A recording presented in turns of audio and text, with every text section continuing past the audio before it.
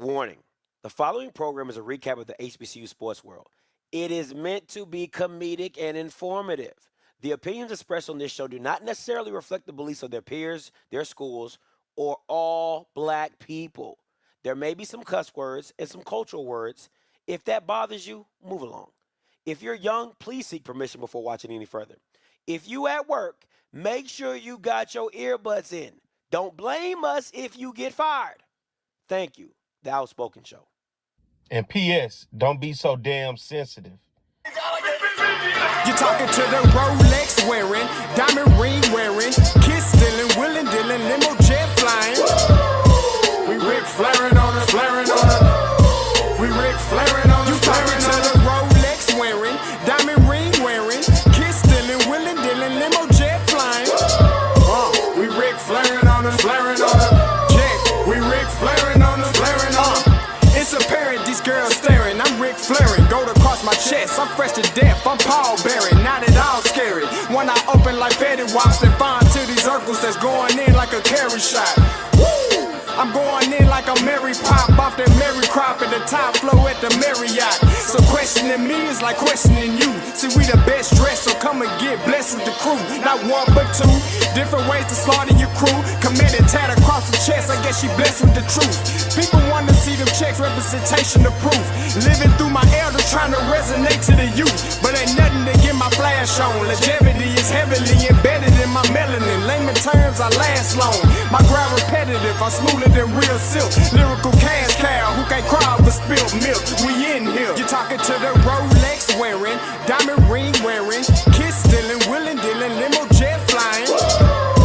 We Rick flaring on her, flaring on her. We Rick flaring on her, flaring on her. To the Rolex wearing, diamond ring wearing, kiss stealing, willing dealing, limo jet flying. We Rick flaring on her, flaring on her. We Rick flaring on her, flaring on her. This ain't no normal situation, this preparation with greatness. Industry full of fakeness, it's really up for the taking. See, life is what happened to you, more so how you take it. Don't get stripped of your knowledge and mentally leave you naked. I like to live otherwise. I'm sorry that I'm fresh to death. I put the polo and apologize. See, black son, we ain't nothing like the mother guys. Quit to socialize, we organize, then we mobilize. Off the deep end like a scuba diver. And no confusion, just keep it pushing like Uber drivers. Woo! Business fresh just like a supervisor in a Gucci visor. Can't find a smoother rhymer. You're talking to the Rolex wearing, diamond ring wearing, kiss stealing, willing dealing, limo jet flying. We Rick flaring on her, flaring on her. We Rick flaring on her. You talking to the Rolex wearing, diamond ring wearing, kiss stealing, willing dealing, limo jet flying. We Rick flaring on her, flaring on her. We Rick flaring on her, flaring on her. Yeah, DQ baby. Shout out that boy Nigga for that fire track. Hey, Black Sun, sun up. What's up, Vinny Vegas? What in Vegas? Yeah. Shout out Pharaoh's Kids, D-Phase, yeah, Bubba C, yeah, Rick flaring on them, Rick flaring on them, Rick flaring on them, Rick flaring son up, baby. Hey yo, Scotty, we back. Yo, appreciate you for reaching out. I'm like, hey, it's OutSpokän. A lot changed, granted the concept we still hosting. Giving you the fix you need when on the screen. The veteran, Captain Petty, giving you medicine. Come tap in, you know Scott gon' do what he do. Might not want to hear it, but here go the hard truth. Perry about the numbers, regret if you're not fact-based. When you run your lane, the numbers seem like a statue. Wait. Hey, Scotty, man, I'm not feeling it. I don't think the people feeling it. Let me get in my bag a little bit, just showing what this OutSpokän really about to be like. OutSpokän, this is more than conjecture. These days they land people are so glad that we got our own. Hunger insatiable, made for you if you say you objective. Hard truth offering, no offense, just perspective. Come get your dosage and go with me. We spit it like poetry. The pivot was pivotal. Could rhyme here, but I'd rather not. Some say Scotty, some call him Scotty. The best one since Stewart. If you know, then you know. But if you don't, then you lost. Let me be frank for a minute, cause we all know that's how Perry be. Break it down the game for what it was, no apologies. This my hypothesis, you tune in, you like watching it. It's common sense, obvious, competent, rugged, and confident. Hey, we outspoken. We outspoken. We outspoken. This is outspoken, and we gon' put on a show, even if we hear you say I can't speak. It's outspoken. Hey, backpack. I think we got another one. They think we can do it. What is going on, everybody? It's your boy Scotty, man, back with another one. You already know what it is. I ain't gotta say nothing else. You see the environment that I'm in. You see the luxury that I'm sitting in. Listen, man, when you call your shot, you call your shot. And I'm out here like Barry Bonds, baby. Listen, you already know I can't do the show without my brother from another. Please give it up, my boy, Perry White. This dude here. Bruh. What's up with the balloons? What do you mean, what's up with the balloons? You went all out tonight. What you mean? Wait, why wouldn't I go all out? God, dog. It's like perfect. Like you made sure you scooted yourself. No matter what, got money on my mind. I don't ever get it up. And every time I step up in a building, Everybody hands go up. and they stay there. And they say yeah. And they say there. Cause all I do is win. And if you going in, put your hands in the air. That's all I do. That's all I do, P. That's all I do. That's all I do, P. Told y'all niggas, y'all thought I was playing, but I told y'all. Oh, y'all, man, I've been saying this since August. Since August, I told y'all what was coming down the pipe. I said, you better get on the train now, because I'm the conductor, okay? Listen, Deshaun bought he bought the train and stuff like that. But I'm driving it, okay? I'm in that thing. Choo-choo. I'm picking up all passengers. On our way to Atlanta, okay? That's what I'm telling you right now. Is this what we got to deal with tonight? This gloat fest? Boy, listen. This is a gloat fest. Oh, you don't even understand. Oh, man. You don't even understand. You know how hard it is to see with these red shades? I can barely see my computer screens, but I need y'all to feel the red on me. I just need y'all to feel the red on me. Told y'all niggas, y'all thought I was playing, but I told y'all. You remember on next Friday when Baby D chasing him and she get the brick and she said, I done told you. I told y'all what was coming.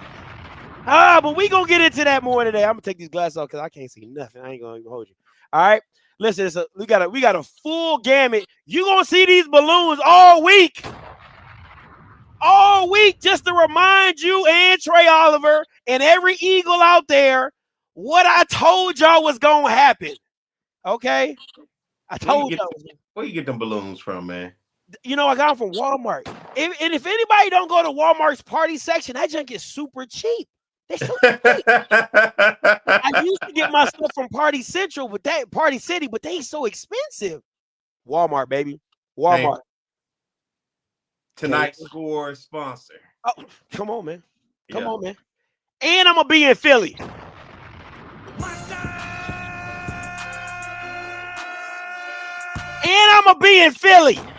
I guess I shouldn't have to ask what color you gonna be wearing. No, you don't. Okay. And I got my media credentials approved. I'm official media. What's the temperature supposed to be like up there? I don't give a damn. L to Norfolk. That's the temperature we had. We handed out L's. Damn. No matter what degree. I'm gonna be like Deshaun with the gloves. I'm gonna have some gloves on. You know what I'm saying? Come on, man. It don't matter. We handing out L's. That's all we doing. You gonna be running up and down the sideline? I ain't gonna be like I gotta act like I got some sense, okay? Hey, you know what I'm saying? You gotta be that Gilly. You gotta be that Gilly. Like, you gotta do it all now. On the big stage over in Philly. Yeah. You know what I'm saying? Yeah, Yeah. listen, I can be the mascot with the big hat. I gotta give me a big Delaware State hat. You need all that. I need all that. You need Because all I've that. been pushing it. I've been on this thing from day one. Hey, I've been down like 4 flats. I've been down. Yeah, you look, man. I still got the evidence right here. I got them folks 1 in 11. Disrespectful. I told you what was coming. But we'll get into it deeper. All right. Very disrespectful. Very disrespectful, sir.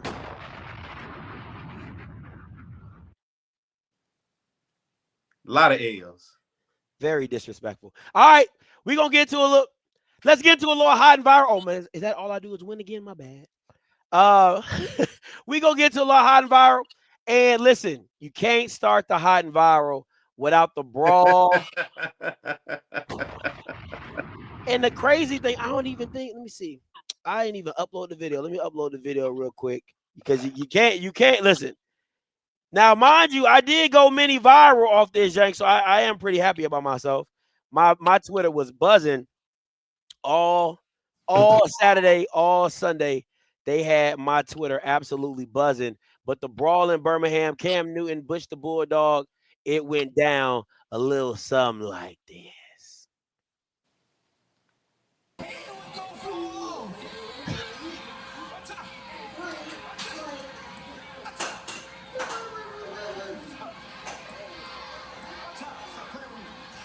Hey, listen, man. That when I was watching, I saw this live. When I was watching it live, my jaw hit the floor, and I told my wife, I said, "Baby, you just see that?" I said, "They were just fighting on national television." She said, "No, they weren't." I rewinded it. I probably watched this thing like 10 times before I posted it, bro. A lot of people missed it. Like in that, it happened the way that it happened. People missed it. It was so fast, but it happened. I mean, like I was just like, I said, "Thank God for YouTube TV.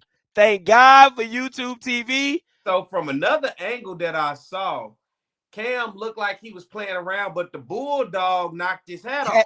That's exactly what happened. That's what pissed him off, a sign of disrespect. When he got his hat knocked off, he was like, and then I almost stepped on. He like, man, it's too high dollar of a hat. So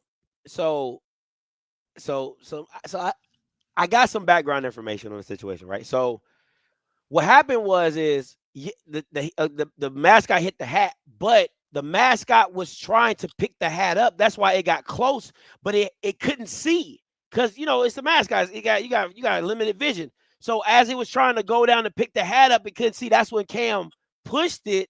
You know what I'm saying? And the rest was history from there. But yes, the mascot did knock his hat off. And I listen. I think Cam took it just a tad too far. He got serious. He got really serious. And now me, if I was in the mascot, I would have failed. Oh, as soon as he slapped me, my neck, my back. And in the moment, that cockback didn't look like what it was in the moment. But when they freeze frame that Joker, hey, do you have that? It's the image. Oh, that's real life. How you gotta smack the shit out of a dog that's acting crazy. Just like slap some sense into him. That's a pimp hand strong slap. Dog. Look how far he cut. Look how the look on his face. He wanted all the smoke. And I'm telling you right now, I would have the biggest lawyer from Birmingham in my life. Whatever lawyer does personal injury, you know how you get all them personal injury lawyers and Morgan and Top Dog Law. I would have called all them jokers up. We about to get paid. Do you think the face? I hear an echo of myself. Do you think the actual person felt that slap through that mascot head?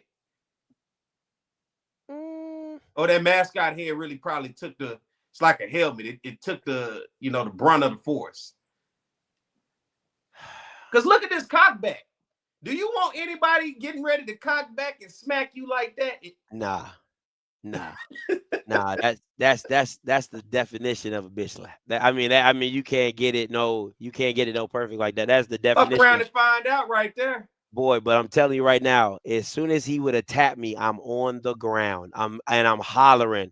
I'm rolling. I'm telling I got whiplash, neck spasms. I'm doing all the acting. Okay. I am Ezel in Friday. My neck, my back, and my back. But Just we can got settle out of open court. out here in front of But everybody we on can that. settle out of court for $1 million. That's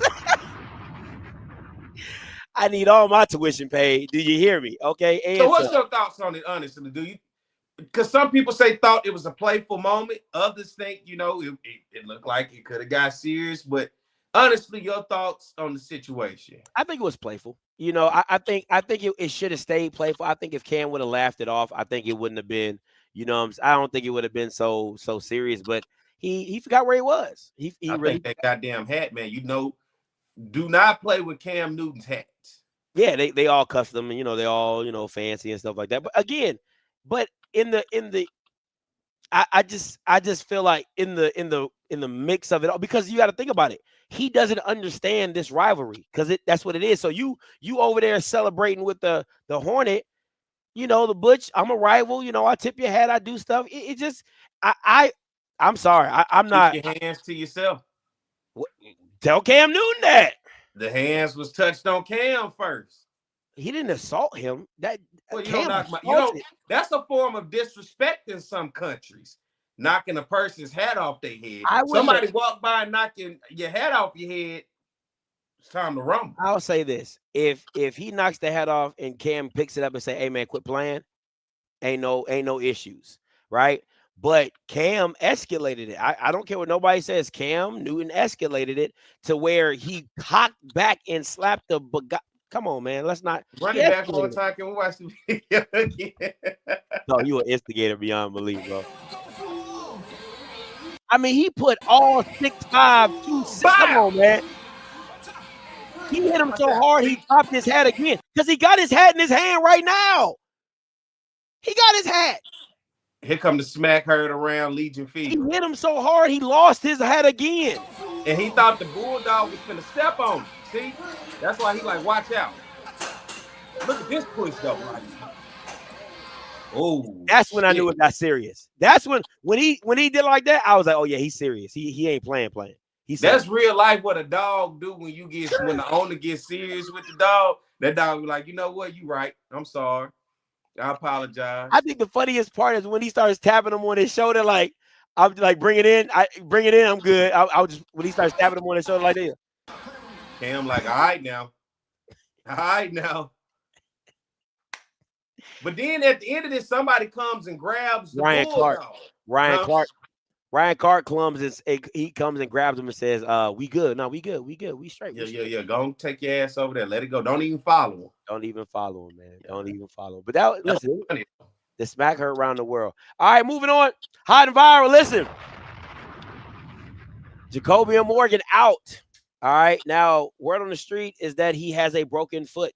Now, however for extended period of time out for the season, I don't know how that, it all depends on what the doctor says, but word on the street is that he has a broken foot. Now, for me, you really in the game, and we'll dive deeper into it when it comes up, but man, they look like a totally different team without him. I tell you that. They look like a totally different team. But how do you feel Jackson gets around it, Pete, just, with Jacoby Morgan being out? Let's see what TC Taylor looks like in developing his quarterbacks. Everybody was high on the backup when he got in and played the game against Tuskegee. So now you get to play the game against your conference opponents, and you need it most right now. Great quarterback play coming down the stretch. If you don't do nothing else, you do like what you say Jacoby Morgan has been doing thus far. Manages the game well, hands the ball off, and makes the passes that need to be made to this great receiving core. That's all you asking for the next guy up. I'm not asking you to be the superstar. You got everything around you. Make the short intermediate throws or the explosive passes down the field. And other than that, let Ahmad Miller tote us to the promised land, all right? Just don't turn the ball over. And that's all you want out of these two guys, whoever it may be. Limit your turnovers. Do not turn the ball over. If you do turn it over, one turnover, I need 2 touchdowns to make up for it. Yeah. So that's why I see it for now. But we got a lot more games to be played. A lot of games. Woo. A lot of games to be played. Now, let me say this. I think I said this when he played against Tuskegee because people was blowing my phone up. Oh, what do you think about Jacoby? What do you think about Lockhart? What do you think about? I said he's Jacoby and Morgan 2.0. Like he really is, and you saw it in flashes in the game. My thing is, how does he look? Because you know, you get in late in the third, you start running around doing your thing. He makes some plays when plays are broken. But what does he look that throw to Nate Rembert was the absolute dot. But what does he look like in the offense in a rhythm, right? What does he look like when teams have to game plan for him and game plan for his legs? Because unlike Jacoby and Morgan, Lockhart is a little bit more. He's more willing to run than Morgan is. Morgan runs out of necessity. Lockhart runs to buy time and to either make the pass or to get loose. And that's, I mean, as a freshman, your first college game, you're going to do what feels comfortable for you, and scrambling feels comfortable for him. So we'll see what that looks like going forward. But I mean, I mean, personally, I think he's better than Stouffer. That's just, I mean, if Stouffer walks into FAMU, they lose. And I have no doubt about it. I have no qualms about that at all. If Stouffer is the starting quarterback walking into Tallahassee, they will lose that game. Because, and I don't even think FAMU's defense is all world, but I just think Stouffer's lack of mobility is going to help FAMU. That's my situation on that. So I'm curious to see what it looks like. I really am. Right, of course, a speedy recovery for Jacoby and Morgan. Absolutely. I hear that for the kid. You know, right now with the rhythm for Jackson, you know, coming off a loss to Grambling, which I know you said we're gonna get into it, but right now Jackson need him more than ever. So one of these guys are gonna really have to grow up in front of our very eyes and continue to try to help lead Jackson State to the promised land down the stretch, because it could be a November to remember, or it could be a November to forget. It can be. It can be. Now, you know what time it is. What happened to that boy? What happened to that boy? What happened to that boy? They was talking. We put a clap into that boy. One more time. One more time, Pete. What happened to that boy? What happened to that boy? What happened to that boy? They was talking. We put a clap into that boy. Yeah, happy homecoming. Happy homecoming. That's what we on today. That's what we on today. Yeah, happy homecoming. That is my new drop. Hey, one more time. Yeah, happy homecoming. Yeah. That is my new drop. Listen, 35-26 was the score of the game. And I feel there's no better person to bring up and talk about the said game other than OC for Delaware State. Give it up for Nemo Washington. What's up, Coach Nemo? What's going on, man? Happy to be on, man. Appreciate y'all. Listen, Coach, I am happy to have you on. Okay, that's more or less what that is all about. I'm more than happy to have you on. How is your Monday going? Going good. So we had practice this morning, short week coming up, but it's been awesome. You know, felt good after getting what some people call an upset win, which we didn't see as an upset. I understand why some people may have thought that, but feel good. But now it's out of our system. We got, Norfolk State Wednesday. Here you're going to be in Philly, so I'm excited to hear that and see that. So that's what we're getting ready for right now. So, oh yeah, Coach, I'm gonna be me and the wife. We getting on the road about 9-10 a.m. from Ohio, and we gonna burn out, baby. And listen, Scotty, listen. He talking about he don't understand it was an upset. 1977, my man. What was you doing in 1977? I wasn't even born. So that's a good upset, bro. Y'all did hit it one more time for me. Yeah, happy homecoming. Happy homecoming. Yes, sir. Now, Coach Nemo, I don't know how long you've been watching the show, but I like to bring receipts, right? I just like, that's just who I am. That's just no, Barry, don't. I like to bring receipts, and I just wanted to show you why you're here, and something you can clip and take back to the whole staff. Just a little word from the congregation. Okay, now this is the thing. I think, and I, honest to God, truth, I believe this. They're going to get one of the big dogs. They're going to either clip South Carolina State or they're going to clip the Eagles. I just don't know which one. I think it's the only reason why. So I'm going to give them the NCCU L, but I'm going to give them the win against South Carolina State. I got them going 2-9. I got them going 1, 2, 3, 4, 5, 6, 7, 8. 9 and I got them going 1, 2, 3, 4, 5, 6, 7, 8. I got them with 8 wins.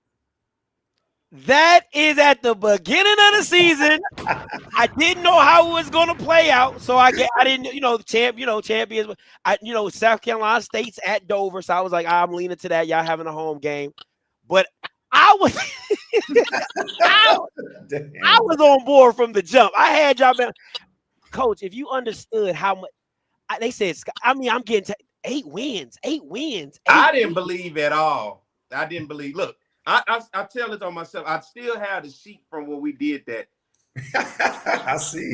How bad is that, right? Horrible. I don't know what the hell I'm talking about because it's nothing like this, man. Y'all wowing everybody. And it starts with your offense. What you doing to dial things up, man? Like what is this that you guys are creating over at Delaware State? I mean, well, one, I appreciate Coach Jack and for the opportunity, Deuce Staley introduced us. I came over from the Cleveland Browns. The first time we talked on the phone, we hit it off. Like it almost felt like a match made in heaven when he was talking. I was talking. Like, man, we relate. We both young.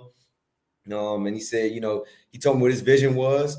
And then I told him what my vision was for as an offense, because I ran my own offense when I was even younger at a school in West Virginia called Willing University, the slide offense. And then our motto is no need to retaliate if you slide first. And he was like, oh, I like that.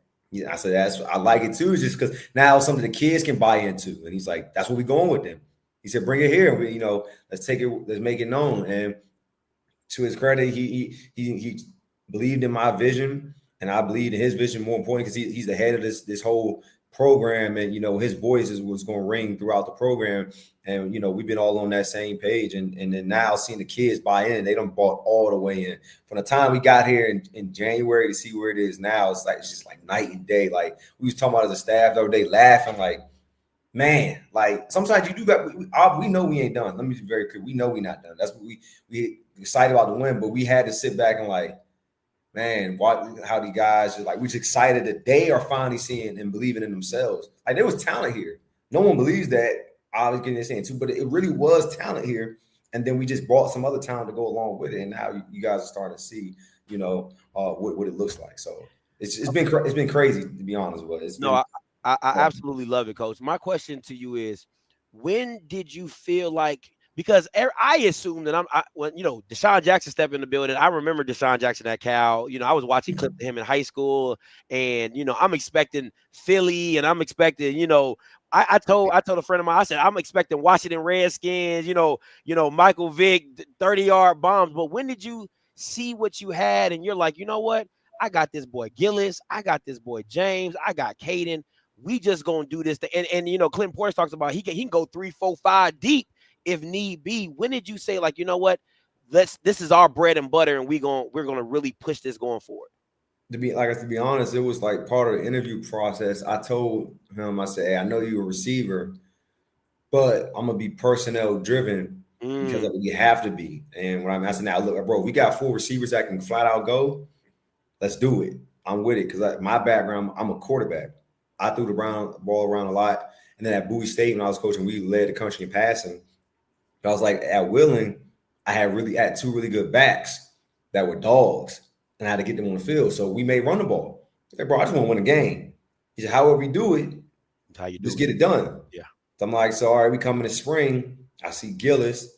We had another quarterback, Marquis Adam. And I'm like, I ain't gonna lie, this may look different, but bro, it's gonna explode. He said, I'm with it, I don't care. Then we go get James. Then we got Kobe. You already had Jink. We brought Caden in. And then we got James Ray too. And it was like, we got to play around with, these are some of our better players. Let's just go for it. Let's be all in. He said, bro, get the job done. I don't care what it looks like. He said, I know what people, he said, I think it's going to be crazy because people probably going to expect to throw it around too and being that you're a quarterback. And he's like, no offense, you did some good stuff at Willing, but it was at a D2. So it's going to hit people by surprise anyway. Mm-hmm. So, and then, got great staff. Shout out to Coach Chung, O-line coach, our receiver coach, Coach Sammy Parker, doing a great job with those guys, keeping the receivers engaged. And then our tight end coach, Coach Emerson Martin. And I got three young coaches, Coach K2, Coach Ryan, Camus, and Coach Devon, who have been tremendous as well, helping just the kids buy in. And it kind of started in the spring, to be honest with you. And then it's just developed throughout the summer, and then with the staff and the players buying in. So it's been a collective effort. I got to ask, your scoring offense right now is first in the MEAC. You guys averaging 37 points a game. You're first in total offense, averaging 481 yards a game. You're first in rush offense, averaging 314 yards a game. But then you're middle of the pack, fourth in offense, passing 166 yards a game. When you look at your personnel, and this is always a conversation Scotty and I have about offensive coordinators, being able to work with what you have with the personnel that you have. For you, when you look at your personnel, do you think you're doing the right thing by putting them in the best position to execute those plays, and that's why you see the success that you're having on offense? Or is it one of those systems is your way and those guys have to fit your system? Oh, no, it's personnel driven. So we had a PowerPoint, and the PowerPoint in the beginning was we are going to be who our 5 best players on the team are. No matter who they are, regardless of position, whether it's O-line, quarterback, running back, and receivers. And I showed Coach Jack that during my interview. So like I said, hey, we got 4 good receivers, or we airing that thing out. That's who we're going to be. And I'm not saying the receivers aren't good. They are good. It's just when you evaluate our O-line, evaluate our running backs, and then the type style of quarter we have, that's the starter. Like Caden, he's an RPO guy who's explosive in the run game. You got 3-4 really, really, really explosive running backs. Then our interior O-line is second to none. Tough. So it's we have to buy into what the best of our team is. Because the receivers, they're gonna get their chances like Lolly this week. Everyone, they're they ain't throwing the ball. In my mind, I already knew what time it was because I knew how they've been playing us, they've been watching us. It was just only a matter of time, and it finally opened up. But yes, it's personnel driven. It's funny, we had an interview with ESPN today, and they was asking the same thing. I said, from week to week, if you look at us against Delaware University, we was a 20 personnel and 30 personnel team, which I'm saying we had 3 running backs on the field. That very next week, we was 10 personnel, 4 receivers on the field. That very next week, we was 11 and 12 and 10. So it's you can't really, game plan. You can't game plan for it, but we will still attack you the same. You know what I mean? Because it's about from a week-to-week basis. Who are we going to be that week, and how are we going to attack you? And the 5 best players, whatever they do well, that's what we're going to do well. I think that's a great call. Now, Coach, I want to talk about the game. Listen, I'm telling you right now, you had me pulling my hair out. I was like, if he don't go back to that 2-back system, I said, I'm like, what is he doing? That 2-back system with James, Gillis, and Caden, that triple option style that you guys have was just absolutely amazing. But I want to focus on Gillis. From last year to this year, it seems like he reminds me of kind of like a mixture between the muscle hamster, just power, how he runs it, but then he also have the explosiveness of a LaDainian Tomlinson.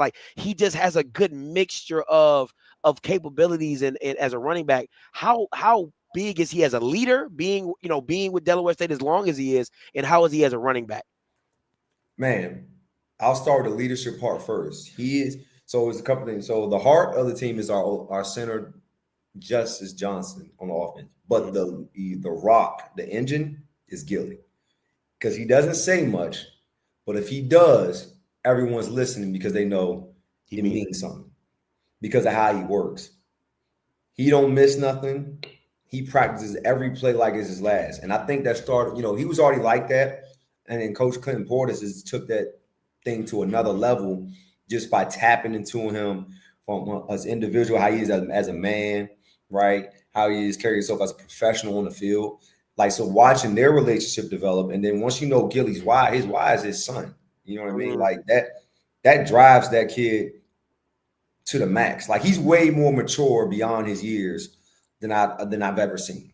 In my opinion, I was just with the Cleveland Browns last year, He can go in there right now. There's no it's just based off his mindset. He's way more mature and he can handle certain stuff. There's certain guys that I saw, you know, and there was nothing against them because there were some good dudes. And I think he could play with them boys right now, to be honest with you. Like, and that's just across any league in the NFL.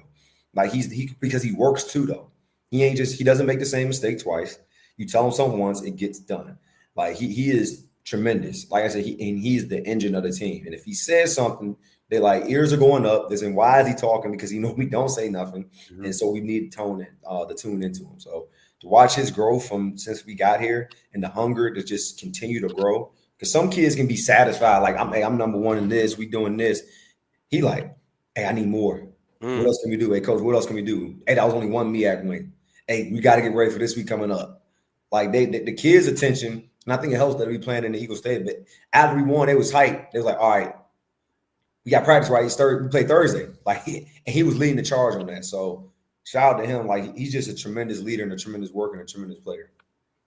You know, as an offensive coordinator, what does development for you look like for an O-line and a quarterback as you progress through the season, come out of the spring? How do you develop your guys in the trenches and then as well as your quarterback to be able to make the reads, make those short intermediate throws? And if it's an explosive play, take it. But if it's not there, to be able to read, go through your progression. If it's time to take off.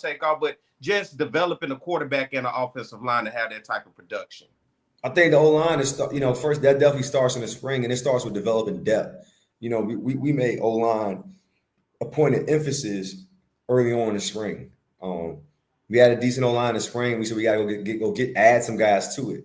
We brought about like 5 to 6 guys in from the O-line in the spring. And then to their credit, they came in ready to work this summer. We got some freshman guys that are going to be pretty good too, some big guys. So just developing them and adding depth. We want to go about 10 deep throughout the season because injuries happen.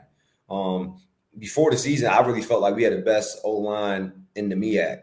And then, as injuries have hit us and we have guys that stepped up and replaced those guys and we haven't missed a beat. I don't take it lightly that we have the number one rushing offense in the entire country. And then we have 3 starters. And when I say 3 starters who started the season, you get what I'm saying? Yeah. So we've lost people, replaced them, and nothing has changed. We've ran for over 200 yards every single game. That's pretty hard. And that's credit to our players. You know what I mean? Everyone said, no, our players are good too. Like, we have good players who put the work in. And a shout out to Coach Chung because he also developed those guys throughout the summer, right, and in the spring.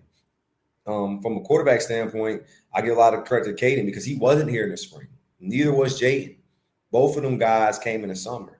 But Christian Banks and Mikael Davis and Marquis Adams, they were here in the spring, so they was able to master the system. Marquis got hurt, but then Kel and Christian Banks have been tremendous for my room to help Caden and Jaden learn the offense. You know what I mean? And to not be selfish for them because they knew the thing is they knew they want to compete. And even when they felt they lost competition, they have been the biggest supporters for those two to make sure every week they're on point. Same with Marquis. Marquis has been like an extension of us on the coach as a coaching staff. And it says a lot about that kid just because his character has changed since we got here because we feel like there was some stuff going on. But now he's been tremendous in our room, helping Caden and Jaden each week be prepared to go. So it's not just with me or Coach Ryan Camus, who's done a tremendous job, a young quarterback coach that people will find out later about as he goes on in his career. The development, just watching those guys, like the constant, reminder of tips. What do they do well? I think you asked earlier, Ms. Berry, like just about like how, what does he see? What is he good at? Like Caden's strength, it's the RPO game, intermediates, the slants, the glance routes, the bubbles, stuff like that, get it quick. And then Jaden's a totally different quarterback where when Jaden's in the end, we can launch it a little more. You know what I mean? Yeah. That fits his style. He's not the RPO style. So we can play 2 different offenses and just find out what they do well and not forcing them to do something that is not their strengths. You know what I mean? So credit to our staff to help with that. And then, credit to them boys. Like I said, they came in the summer, both of them, and then had to buy in, and then credit to the room for helping those guys develop within the system. All right, Coach, I need you to walk me through it. 4th and 2 on your own 28, on your own 30. Yeah. I thought I'm sitting here, I'm watching the game, we're doing a watch party, and I told my guys, I said, they're gonna go for this because if it's the game. It's literally the game. You know what I'm saying? Your defense has had its struggles. Offense has been protecting them. And I told the guys, I said, Deshaun's saying if we can't get 2 yards with our rushing attack, we don't deserve to win this game. What was the mindset on 4th and 2 in that play call on your own 30 to make that call? I remember he came to me and said, "Hey, what you want to do?" I said, "Bro, we're going for it. Don't ask me." I said, "Bro, don't ask me. We're going for it." He said, "All right, go." He said, "You better get it." I said, "You go get it." Like, I love it. I love it. I think somebody caught it, and they was like, "Was you and Coach Jack in it too?" I said, "No, we hype each other up." Yeah. That's like we have that like he the big brother, and he'll say certain stuff to me. I'm like, "I got you." Like I'm here. Like we here together, and I'm not gonna lie, we knew we was gonna get it. The night before, our hotel meeting was the best hotel meeting that we had. And it was just a mentality of like, bro, we're not losing this game. No offense to North Carolina State. I got you. Yeah. Yeah, it's like, and I'm just being on. There was no way we was gonna lose that game. We was like, bro, we're gonna do whatever we want, and we're gonna do it how we want to do it. And we like, if we're gonna go for the 4th down, we're gonna go for the 4th down. We felt that confidence, and I ain't gonna lie, we actually believe like if we don't get it, our defense was gonna get stops because we heard the noise and say, "Oh, we played defense over here." And our message was, "Hey, we're going to do certain stuff because we do believe in our defense. And we think is, you know what, we're actually going to get the 1st down. So don't worry about it." Like we felt that confident. That's why we went for it twice on 4th down. And it was like that 4th and 2, and then the 4th and 8, I believe, or the 4th and 6 that you passed the corner route. Man, beautiful ball by Caden. Got it down, and Gillis puts it away right then and there, man. I'm sorry, Perry, because I really enjoyed the game. The RPO slant for 70. Was that because coming out of half, Trey Oliver being a defensive minded coach, I knew he was going to try to take that triple option away from you guys because it was so deadly in the first half. You guys come out, you hit him over the top. You know what I'm saying? Was that all in the plan and how the process was going to go? Yeah. Without saying too much, we game plan for them to try to stop for the triple option. That was the idea, was like, after we hit them with this, we're going to change everything we just did in the first half. And then, lo and behold, we kind of expected that, to be honest with you. Like, we had it planned that, okay, those are plays that we already knew we was going to run. And then, by the grace of God and the players, actually, it worked out pretty well. So it was something we were prepared for, to be honest. And, the players executed. That's why we weren't shocked, really. We watched even though it was a long play, if you seen our reaction on the sideline as coaches, we were all just walking down there and watching the players get excited. Because we expected that one. I like that. Perry? My last question right here, I want to ask about, what does program building look like at a place like Delaware State when you're dealing with the transfer portal, you're dealing with NIL, college football today? In year one, you guys are transforming something there. What does a program being built at Delaware State who has not had a lot of success look like for you and this coaching staff thus far?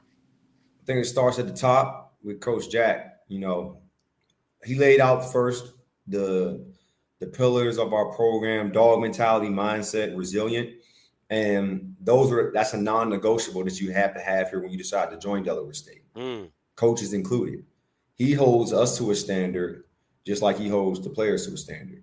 And if we don't buy in, they won't buy in. So he's hard on us about that. So it starts there with us buying into the culture, with us buying into his message. And then we go and develop the guys here first in the spring who were here to the buy-in. If they weren't, we had to get rid of them. But the guys that stayed, he told them, y'all will win. Y'all will be part of something special. He didn't hide. He said, you will be part of something legendary. Then the guys who recruited, Coach Clark, our assistant head coach, he said we got to go for OKGs and our kind of guys.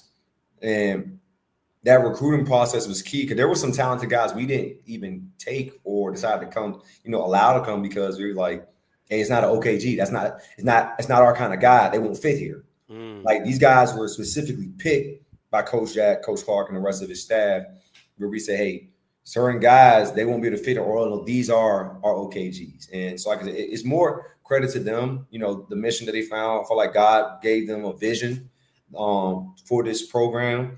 And I know some people are like, oh, dang, I can't let you use Coach Jack. Well, I can. God uses anyone. Yeah. And if people don't know, bro, y'all don't, Coach Jack is one of the most down to earth. He's not what y'all think, or some people think. I'm sure you probably know, Scotty. He is one of the most caring and giving people that I've met. he cares about these kids. And he has a relationship with God where he's listening to a vision. He may say certain stuff that you may understand, but then it comes out. Like he spoke a lot of this into his existence. The game that's happening this Thursday, if it wasn't for Coach Jack, and just it don't happen because he talked about it. He pushed it forward. Yes, he did. But he said, God, he felt like God told him to, like, just go ahead and speak out on it. And now speaking to existence, like it says in the Bible. So, and watch how it's played out. So it starts there. Just to answer your question. It starts there. Him laying out the plan. You can't go outside the plan. It's one voice. We're under that voice. And then we, find our type of guys and we fall into that one culture. Coach Nemo, I could go on and on. I got 2 parts. I'm going to let you go. How do you get prepared for a short week? Kids, they're not really used to, for D. And I think that's the beauty of having professionals like you and D-Jack. Y'all have had Thursday night games. You know how quick a turnaround is. You, Clinton, all you guys understand how that, Clinton playing in Thursday night, Thanksgiving games, so it's all of those things. How do you get these kids mentally prepared to turn it around, get treatment, come back, game plan, and get ready for Thursday? And then after you answer that, I'll have my last question. I think, you kind of hit it on the bet, something that gets lost in this, that people just somehow forget and gloss over.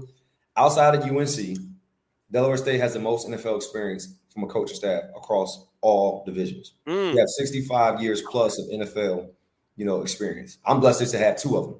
You know what I mean? So I ain't got that many, but I at least got 2 of them where we're used to, from a coaching standpoint, okay, short turnaround. Yeah. Right. Our kids have understood that. So they're eager to learn how we're going to do this, how we're going to play it. And then it helps. Let's be real. These kids like that. When this game first came out, this one was circled. They're like, hey, I want, we had to tell them, hey, stop posting about the game. Yeah. Stop. To their credit, they did. And now it's here. So I think the excitement of the game coming up helps. And then us having experience of like I just came in from last year. So that Thursday night, it's a short week. Hey, we know stuff gets tampered down, might be a lot of carryover, maybe some more walkthroughs instead of practicing. We still gonna get our work in from practice standpoint, but maybe some walkthroughs a little more. So I think it actually has been easier. I mean, that's why I'm still here right now. Like it's pretty much you got one more day and you got to walk through and then you play on Thursday. So it's like it actually hasn't been as bad as some people may have think. Last question, and I don't want to get too far ahead, but I kind of do. I know the season is what it is. 1-0, as Coach Jack says, go 1-0 every week. I said in the beginning, this is Prime 2.0. And this is why I said that. It's not in the whole moniker of I said, you can't allow Deshaun. If Deshaun Jackson wins, I said, it's a problem. Because now it's not, I'm just trying to sell Delaware State. It's, hey, look at what I've done with Delaware State. Look at what my program has done. What does the recruiting look like now? Because I know people are beating down y'all door to come. What is that? How do you guys manage that? How do you guys keep, the recruiting pipeline open during the season? And what's that process? And I'll let you go after that, Coach. That has been the one thing. Yes, like for this game coming up, we done open. We had to, we had opened up, because, you can have recruits at the game. All of a sudden, everybody want to come to the game now. I'm like, man, everybody can't come to the game, but everybody want to go. And now I just know the transfer portal is going to be even more crazy for us too. And, we're going to have to entertain it because we over there trying to elevate and get better. Yeah. So it's been fun. I can't lie, it gets a little overwhelming just for me because I've been in the NFL for 2 years. That then I go on my Twitter, just for me to see your message, I got like 200 more messages. Like if you look at my phone right now, I got like 1,500 messages, and I'm not trying to be like ignored. 1,500. No, like people, and I'm like it's messages, and then I'm only in 3 group messages, so I answer one group message faithfully. And so it's people that just have your number and calling you and just hitting you up constantly. So is it a blessing? Yes, because we have a saying, we created the pressure. So now we have to accept the pressure and keep applying more pressure and understand that comes with it. Yeah. So I'll get better with it. I probably need to get another phone, Definitely. That's going to help with that. But yeah, I'm excited. We're going to have to go 1-0. We keep doing 1-0. I do believe that, that recruiting thing is going to get real interesting. For us. So yeah, I think you are right on that. Man, Coach Nemo, when I tell you I appreciate your time. I thank you so much for jumping on. Again, down like 4 flats, baby. I got receipts. It was been me from Jump Street.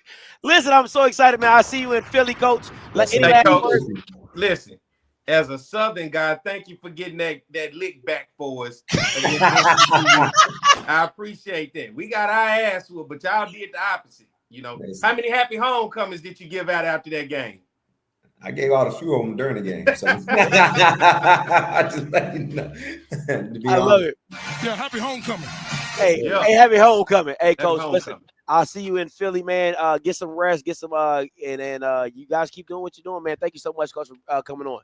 I appreciate y'all, man. Enjoy the show, man. Keep up the great work. All right, appreciate it, Coach. Listen, guys, that was Coach Nemo, man. Listen. Hey, you think he like crawfish? Dog. you trying to get him to Southern? You think he eat boudin a little bit? Listen, little Cajun rice. Hey, you think he like gumbo? You know, I don't know. Man, bro, I just love the mentality, P. The mentality. And whatever I've been saying from Jump Street, you have to coach towards your personnel. It's too many times you see it in the SWAC where I like to run the ball. And you got 62 receivers. I like to run the ball. Like you throw the ball. I like to run the ball. It's what. Come on, man. And again, he said we gonna go about our 5 best players. If we got 4 wide receivers, we're gonna throw it around the yard. If it's our O-line and our running backs, that's what we're gonna do. That is a great offensive mind. I keep trying to explain this to people, but they keep thinking I'm hating. I'm like, I've seen what top-notch offenses look like. Delaware State is definitely one, man. I'm absolutely glad. Told you it was going to be a great interview. I fuck with it. Yeah. He got me when he talked about his personnel and what it's not a system. Yeah. It's whatever we got. It's whatever we got. That's what you got to go with, man. You got to build it that way. All right, next up on. What happened to that boy? Yeah. What happened to that boy? What happened to that boy? They was talking about this game. They was talking. They put a clap into that boy. I'm not talking. I told you I've been off North, folks. Do you even still do that show? I do. Oh, Michael Vick, the Vick whole crew was supposed to be on here tonight. This was supposed to be the build up to the big game in Philly. Not happening. Not. I'm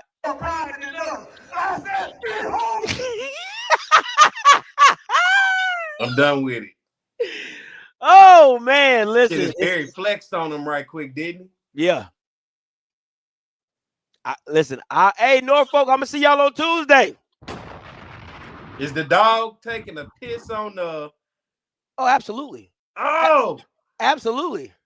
Oh, absolutely. Well, good boy. Good boy. And you know, you trained them to do that. No. Homecoming. What'd you say? I didn't hear him. What'd he say? Yeah, happy homecoming. It's homecoming season, baby. It is homecoming season. Yeah. All right. And last but not least. What happened to that boy? Yeah. What happened to that boy? What happened to that boy? If you at home, say it with me. 1, 2, 3. Everybody,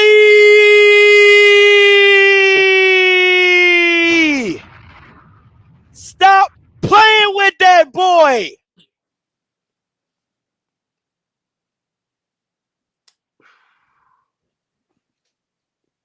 What is it to say? What is there to say? What is there to say? He showed out. And they still in the hunt. Listen, man.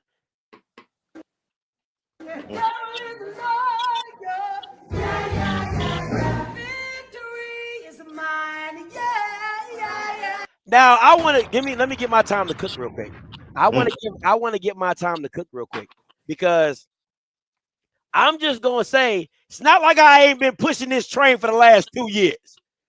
It's not like I ain't been driving this train as well. Now, again, the train got off the tracks. I had to repair a couple, hinges, had to fix it up. But when I put it back on the track, and I got it going. Oh, it's a locomotive that it can't be stopped.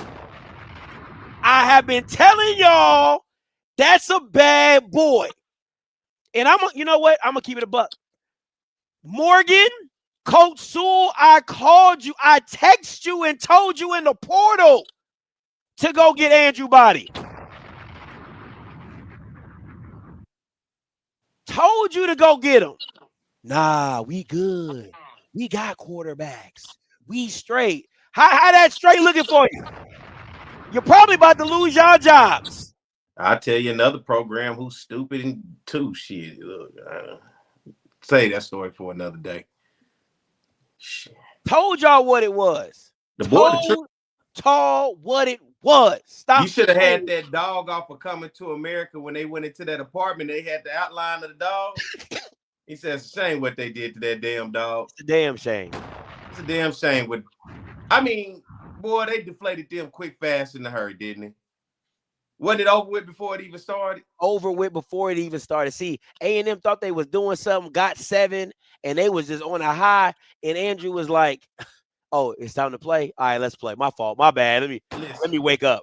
19 of 24 for 304 passing yards, 5 touchdowns, 0 interceptions to add along with 7 carries for 66 yards and another touchdown. That's 6 total touchdowns the man equated for. When you got over Perry, they had 400 yards of total offense at halftime.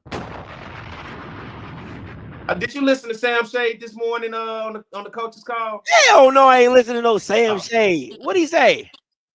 Well, he said, most people thought we would have abandoned the pass and then, ran and tried to get up out of there. But he said he saw a team come back from down 21-0 and they ended up winning the game. So he said they just kept on going. He said one thing about him, what they're building at A&M, you will never see them quit or give up in the game.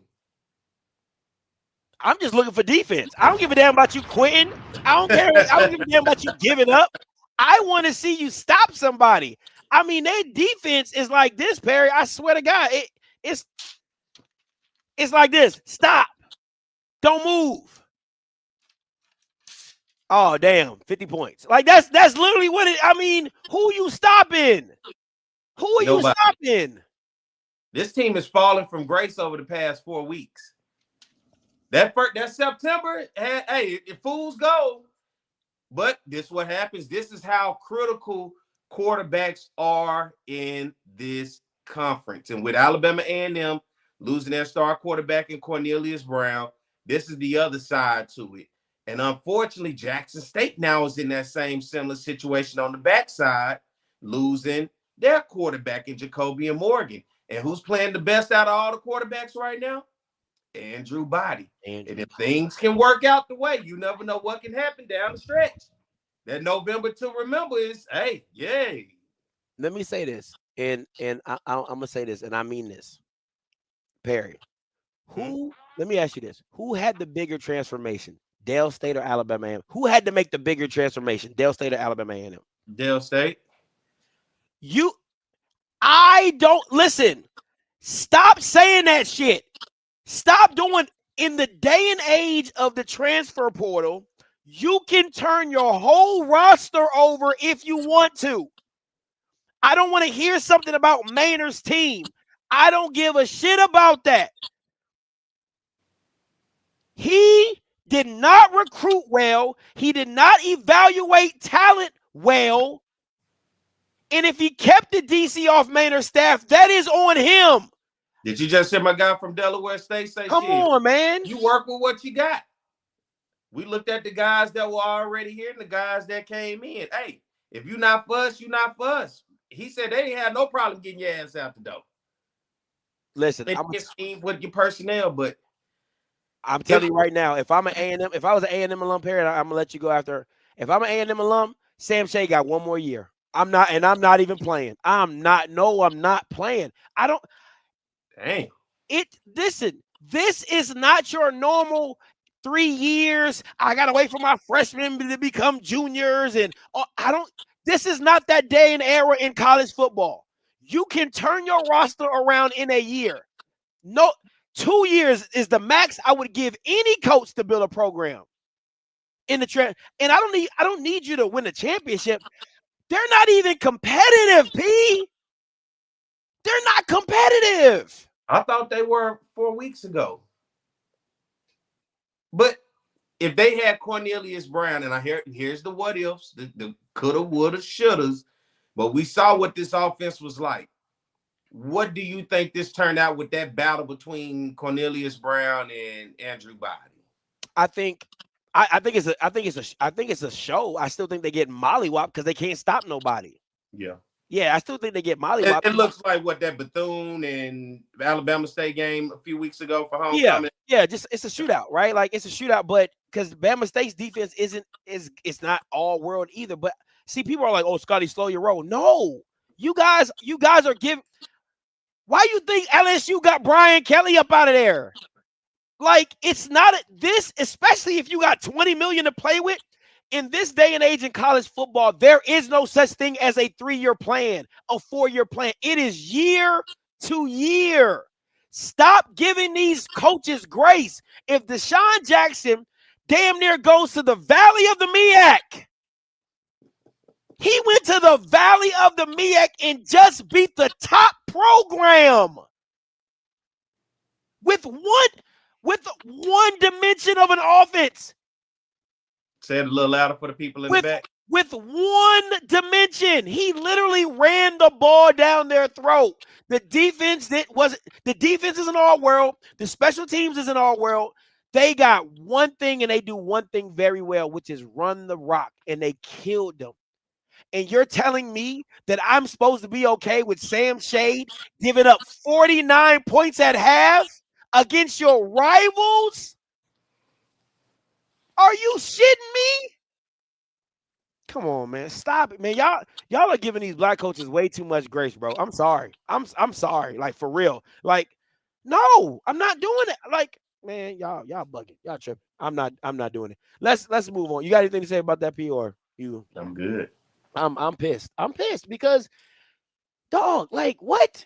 Like, again, I'm not saying A&M should have beat Alabama State. I'm not saying A&M should be first in the division. What I'm saying is you shouldn't get beat 49-6 at half by your rival.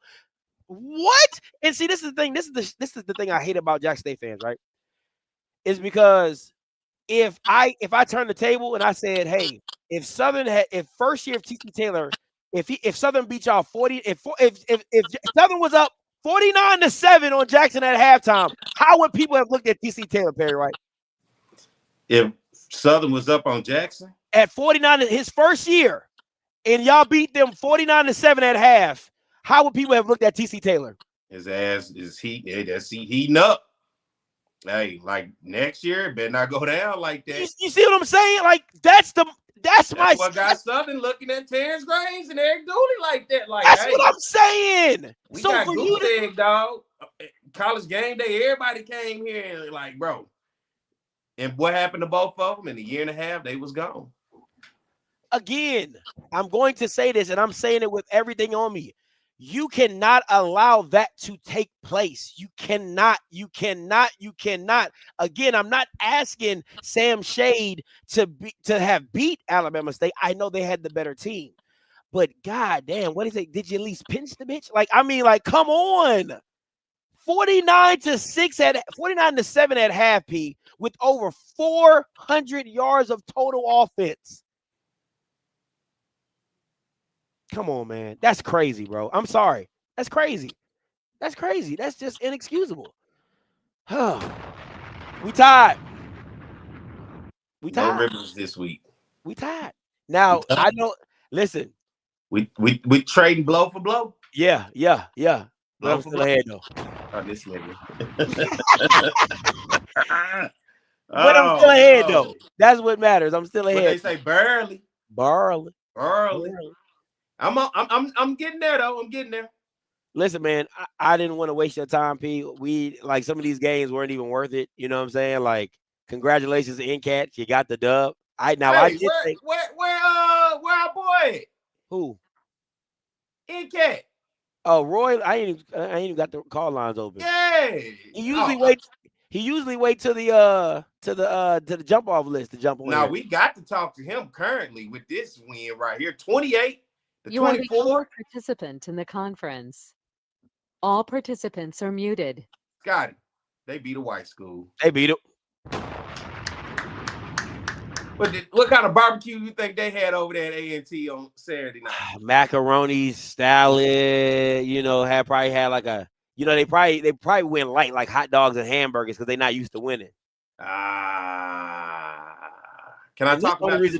It's really the only reason they won. Those 2 kickoff returns. Can I talk about it? That's the only game I want to talk about. Go ahead. Because I'm shocked. Look, damn. When was the last time we was able to say this? NCAT won a CAA game. Fair. I mean, fair. This is a rare occurrence. This rare. This is what you paid $370 for. Hey, 28 this is what you 24. How about the Aggies getting the victory over Campbell? And this one, the Aggies went 3 of 11, Scotty, on third downs, 13 of 11 on third down, 14 first downs, 221 total yards of offense, 133 in the air, 88 on the ground. They got penalized a lot. 11 penalties for over 120 yards, no turnovers. Campbell in this one had 375 total yards, 312 in the air, 63 on the ground. Neither team could really get it going running on the ground. But, man, listen, I'm just really shocked at the fact that I'm able to say North Carolina A&T beat one of the white schools. They got Hampton, so right now they got 2 wins in the CAA. They got 2 wins in the CAA. So that's all I got. I ain't want to look. That's how the season's going in, just like that. You remember a few weeks ago, Coach was on there talking to us about the whole quarterback room got decimated. There was nothing left. And here they go. And the games before this have actually been competitive and close. So they've kind of been knocking on the door for like the past 3-4 weeks to get them a win. And they done snuck one. Yeah, I guess. I mean, I kind of called it though, but I just. Oh man, come on, man. I did call it though. Every night and tonight, you getting credit for everything. I am, because I called it. I said, "Hey, this I can show you the clip. You want to go?" And why of all the logos did you put Alcorn when A&T is the star of the night? Are they really though?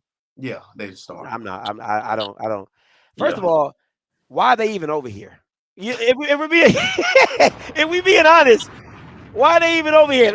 I'm telling you, they're the black white cousin who comes over to your grandma's house when she cooks, takes a plate and go back home. Like that's what they do. They don't want to sit, they don't want to kick it, they don't want to chill with you. They just want to come get a plate. Oh, granny, you cook. Oh, that's so sweet. All right, guys, I'm out. You don't want to play no spades? Nah. You good? You don't want to play no dominoes? Nah, I'm good. Got to get back to Becky. Yeah, with the coleslaw with the peanuts in it. You know what I'm saying? Yeah. Ugh. Stop it. All right. Not fried hard. A&T Roy, coming to you.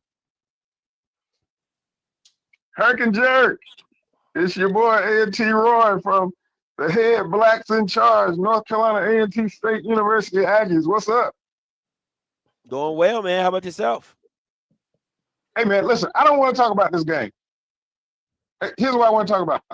I swear before Black Jesus, if y'all don't have us at the top of that jump-off list still, if I see either one of you on the street, there's going to be consequences and repercussions.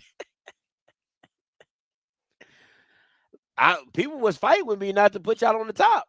Hey, we just going to have to throw hands in.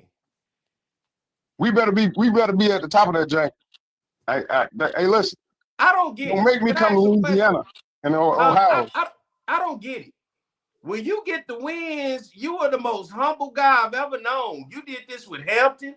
You did this now, but when you lose, you talk. He was talking more trash losing. I don't understand. Hey, man. Okay, so I know we got work to do. And matter of fact, I'm gonna tell you what I'm waiting for. Hey, Scotty, how many PWIs you say it's gonna take for us to beat before you start, getting off this foolishness that you're on? 2 or 3?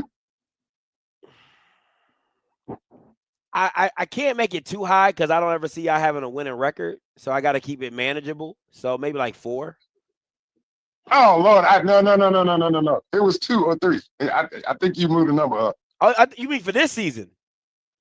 Yes, for this season. Oh yeah, it was 3. It was 3. It was All 3. right. Yeah, well, I will tell you now, we come close. And we still got 4 of them drinks to go. So is it 4? Yeah, we got 4. I think we got 4 left. So I'm waiting till I can make you eat that crow you've been making other people eat. Okay. So that's it. Hey, listen. One more thing, and I got a request. At the end of the season, I'm gonna actually tell y'all why I've been so reserved, even in our winning. But I can't tell you right now because people will say, you're just making excuses and all that stuff. So at the end of the season, I'm gonna come back on here and I'm gonna tell you more than what our quarterback issues have been that many people don't know. Okay. All right. So are you gonna jump on a CAA podcast and tell them the same thing? They don't have a podcast. They don't. Oh, they don't. Oh, that's why you over here. That's why you over here. Okay. Let me ask you, for real. How does it feel? Yeah. Oh, say it again. How does it feel? Hey, man, I was out there in the stands about to lose my mind Saturday, man. I lost my voice. That kid ran those 2, he ran that kickoff back, man, we went crazy. You said, I'm gonna kill him on Monday, huh? That's what all you just said. No. Get him on Monday. Hey, listen, we got a lot of work to do. We still got a lot of work to do. And we still, hey, look, our offense was terrible. We didn't have 100 yards rushing. We only had 130 some yards passing. Dang.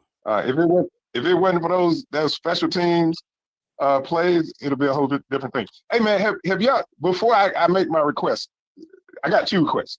So y'all heard us using this term called we do chicken? No. Okay, so doing chicken, this is what it is. We're supposed to stop the run, protect the football, meaning no turnovers, and win the kicking game. And this week, we did stop the run. They didn't have 100 yards. We didn't turn the ball over, and we won the kicking game with those returns. So we did chicken this week, and that's why we won the football game. All right, so my last request is, hey, man, can you play that dude that's in the courtroom or wherever he is talking to that dude? Talking about that, whatever. We singing doing the show. We singing this nigga right here. That's what you're talking You about. gotta keep that the rest of the year, Scotty. Yeah, man. Hey, man. You need to do it 3 times during the show. 5 minutes in the middle, and at the end. Something is wrong with you, man. It is. Hey, you don't really know me, Scotty. If you ever come to Aggieland, you'll see. When y'all start winning, I'll come to Aggieland. Hey, man, now I will tell you this: don't bring your kids, because they're gonna disappoint you. They're gonna change from FAMU. They're gonna want to go to Aggieland. I promise you. Hey, I don't have a problem with them going to A&T. Y'all have a great school. It's a whole different world over there, baby. Now, I would just tell my son, don't be expecting any winning in football. But hey, listen, good education. You know what I'm saying? That's all that matters. Get that paper. You know what? I gotta go, man. I got work to do. I appreciate it. What's up? You know what the real travesty of this is? What's up? He comes on here and none of their opponents even give a damn about this show. He in the wrong. He talking to a bunch of fans that's like, bro, we don't know who plays them. Like, nobody cares. You ain't in the hunt for nothing we got going on. Nothing. Nothing. And he gonna get on here and talk about Battle of the Bands. We going to Atlanta because of the Battle of the Bands. Hey, anybody Dave, else got NCAT on their schedule the rest of the season? No. So Dave, coming to you. What's going on, gentlemen? How you doing tonight? Where you say sounding real chippy, real chipper. Oh yeah, I'm in a good mood, man. I mean, we got another win. I mean, I think the season could have been a little bit different. I mean, we've been playing close games all season, so I'm happy for the win. But we'll see what happens next week against Townsend. It'll be interesting to say the least. I know A&T Roy didn't want to talk about what was going on with the team, but it was a mess with the previous regime. So it was a mess. So I mean, and I said as soon as the coaching change happens, we'll look better. And it's important to get these type of wins. So, these boys ain't quit all season, so I'm not mad at them. So this is a good year. I mean, I expect us to win the damn CEA in the first season. This ain't a Deshaun Jackson type of situation. But, we should be fine. I'm not too worried about it. I'm hyped for next week. We'll see what's going on. But I do have a question for you guys, man. When it comes to this list, like I don't know what the hell A&T were talking about. I don't want us to be on that list. Period. Like we got more Division I wins than some of the folks that are not on the list. So it should be interesting tonight. So I'm looking forward to that. Yeah, you should. You should very much look forward to it. You should. Oh, The unveiling. Lord have mercy, Scotty. The unveiling. The unveiling. Like shoot, but what do you think about? I know you don't watch too much of it, but what do you think about Hampton, man? Because I think it might be go time for their coach. I haven't. Listen, I haven't watched not a nair. I can't even lie to you. The last Hampton game I watched was against Norfolk, and I caught a little bit of that one, but that's about it. That's all you're gonna get. Yeah, after September, it's like all the opponents moving forward ain't nobody we keeping up with. Yeah, nah, I watched that Monmouth game the other week, and it was pretty much a drubbing. And so, and I've talked to some folks out in Hampton. They're talking about probably buying out that coach, and he just got signed. So he too. He been in the CAA too long. It was a drubbing. It was 49 zip at the half. If he was back in the MEAC, that was an ass whooping. You know what I'm saying? It's a difference. It's a difference. Oh, nah, yeah, you know, it's a difference. I try to use different terms. Like I try to use different terms. You know, it's prime time. It's the code switching. I get you. You know, you in the CAA, you at the games. You know, I feel you. Scotty, that's what they do when they come over and visit on Sunday. And everybody slapping and talking shit. He's like, yes, I think I'm thirsty right now. I'm parched. Does anybody have anything to drink in here? A beverage? Any beverages? Yeah, and they looking at him like, where this nigga from? Like, bro, you done switched up on us. You used to like Kool-Aid. Now you don't even drink Kool-Aid no more. Yeah, just too much artificial ingredients. Yes, the sugar intake is too high. Oh, man. But, hey, appreciate the call, though, Dave. Yeah, man. Have a good one, man. All right, man. Yeah, you know. So, you know what A&T fans sound like? What's up? You ever read the book, The Little Engine That Could? Major Pain. Well, right now, they're trying, and you can hear, like, it's slow confidence, and it's like, I think I can. I think I can. I think I... That's like, you can hear, like, it's a little... They don't believe, but they trying. Mm-hmm. And I think I can. And they say if they say it enough, they just may get over the hump. But that's really where I feel like A&T fans are right now. They in the little engine that could phase. They trying. Chugga, chugga, chugga, chugga, chugga, chugga. Chee, chee. They trying, but they didn't know a long way. That Johnny rigged the explosive on the bridge. Bam! You can't take me alive. Bam! That's Die, Johnny! Bam! Bam! Major Pain! Major Pain! That has to be one of the funniest clips in the world. Yeah, they slowly but surely trying to believe again. You can hear it because it's very humble, but it's like, hey, we won, but not so fast. We still got a lot of problems to clean up, but I believe we could be doing something here. And it's like, all right, I hear you. Yeah. So they trying to get back to their winning ways. They've been hurt for so long. They trying. They've been in an abusive relationship for so long. Oh. Man, listen, a Tyler Perry movie over there at NCAT. All right. Ooh. All right, let's get it. Breaking down these games. Man, listen, I can't lie. Southern looked good. I couldn't lie. It was just two bad teams, Scotty. You look good as a bad team for once. You didn't look incompetent. You know what I'm saying? The stat line, Trey Holly having 26 carries. Thank God somebody got their hand at their ass and wanted to really call a game. You guys looked decent. Okay? Decent. From where you were to where you at now, decent.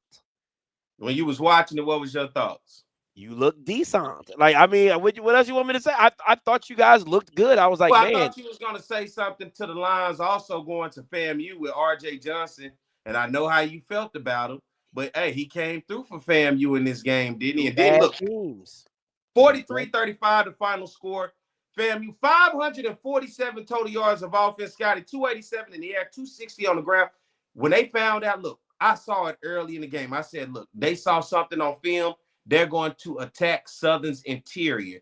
Do you know FAMU came into this game as the worst rushing team in the conference? Wow. Barely averaging 100 yards rushing a game. but they attacked Southern's interior defensive line over and over and over until they chipped away, and they ended up running for 260 yards of rushing yards in this one. On the other side for Southern, 414 total yards of offense, 197 in the air, 217 on the ground. And I talk about FAMU and that rush attack. How about Jamal Haley? 19 carries for 157 yards, 3 touchdowns. Thad Franklin had it going on early. I don't know if he ended up getting injured or what, but I saw his carries drop tremendously. 10 carries for 54 yards, and then Levante Somerset, 4 carries for 30 yards. And then you also add in Goldie Lawrence for 4 receptions, 95 yards, and a touchdown. He had a long of 74. And then R.J. Johnson himself, 6 carries for 21 yards, putting this thing away, running right up the gut, man. R.J. Johnson did what they needed him to do. Efficient, 22 of 32 for 287 yards, a touchdown, and he did not turn the ball over. It was FAMU running the ball on Southern, and FAMU had his way running the ball on Southern. Came back into this game and ran to a victory. Let me just tell you this. I would fire Cozy just because Jamal Haley been on the bench all season. I'm like, I'm like, did you not see this kid at practice? Like, I'm like, so this is the first time I've ever heard his name at all, and the kid went plumb loco. And as bad as you've been all season, you telling me this kid couldn't touch the field at all? That's fireable in itself. Fireable in itself. Like, I mean, I can't express that no further. I mean, no bigger than that. But you know, hey, to each his own. All right. P, Western Illinois, Tennessee State, what you got? The Leathernecks. Did you know that? Yeah. Actually, my high school coach played for them, so I knew about it. Really? A white guy? He mixed. What do you think, first of all, of this style of play? As we always talk about FCS before I get into the game. FCS football, Tennessee State gets a chance to play a team like Western Illinois. That level of ball for you? I don't know. I mean, it looked ugly. I mean, just based off the stat line, I was like, Jesus, 14 of 31, 133 yards. I'm like, either both y'all suck or it was just a bad game overall. Was it raining? I'm like, was it snowing or something? Because this was bad. Well, listen, Tennessee State in this one, 21 first downs. They were 5 of 17 on third downs, 3 of 3 on fourth downs, 351 total yards of offense, 187 in the air, 164 on the ground, but they had 2 turnovers. But guess what? Western Illinois didn't have nothing going on. They only had 10 first downs in this game. They were 2 of 12 on third down, 0 of 1 on fourth down. Scotty, they only had 196 total yards of offense in this game, 133 in the air, and 63 yards on the ground. You look at that and say, what the hell? But when you have 2 turnovers against a team with low offensive production like that, you can turn those turnovers into points. And as you see, Western Illinois escaped out of there with a 1-point victory. But if you look at the stats, it looked like everything should have led in the direction of Tennessee State, aside from those turnovers. And you're not going to win games creating turnovers for yourself. And we talk about it all the time. When you play FCS football against these teams, they let you beat yourself. Yeah, they do. And that's what happened in this one. Tennessee State beat themselves with the 2 turnovers.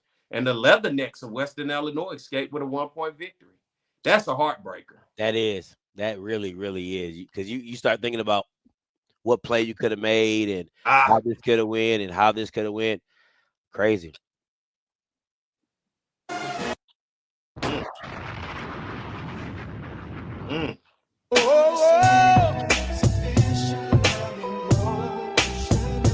It's official, I'm in motion. When I tell you this made my whole weekend. No, Scotty, hit me with that one.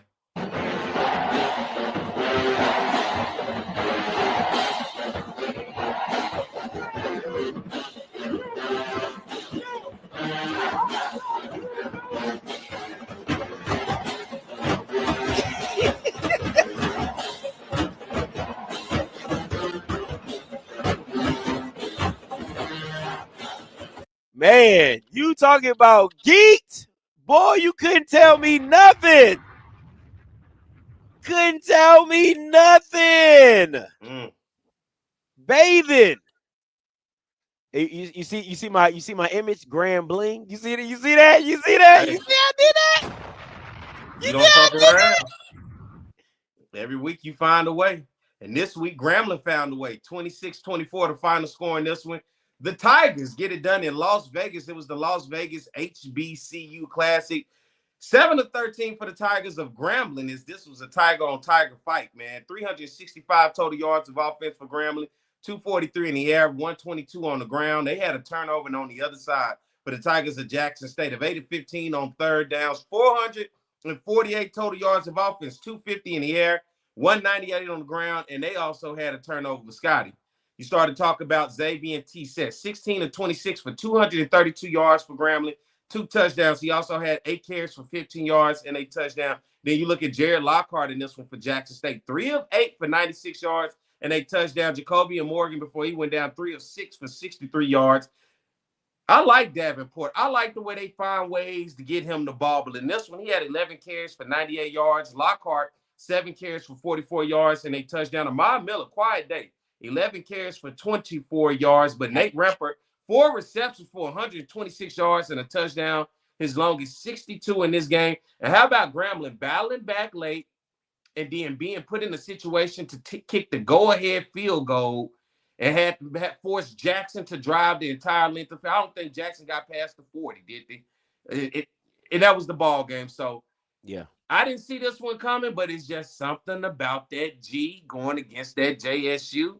And it works well with that G, man. And look, Grambling, one hit me with it, Scotty.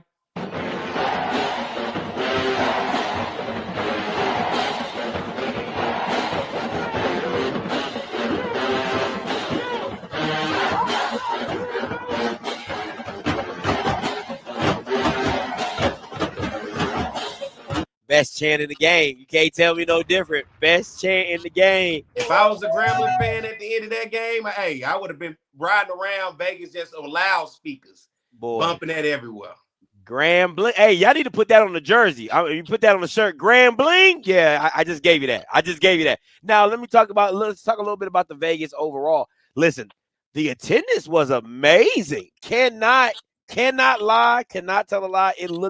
It looked good on television. It looked good from afar. The attendance was really good. I know a lot of people are asking, like, who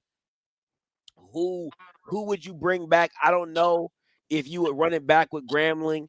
You definitely got to run it back with Jackson because they're a traveling fan base. But what I would like to see the Boombox Classic there.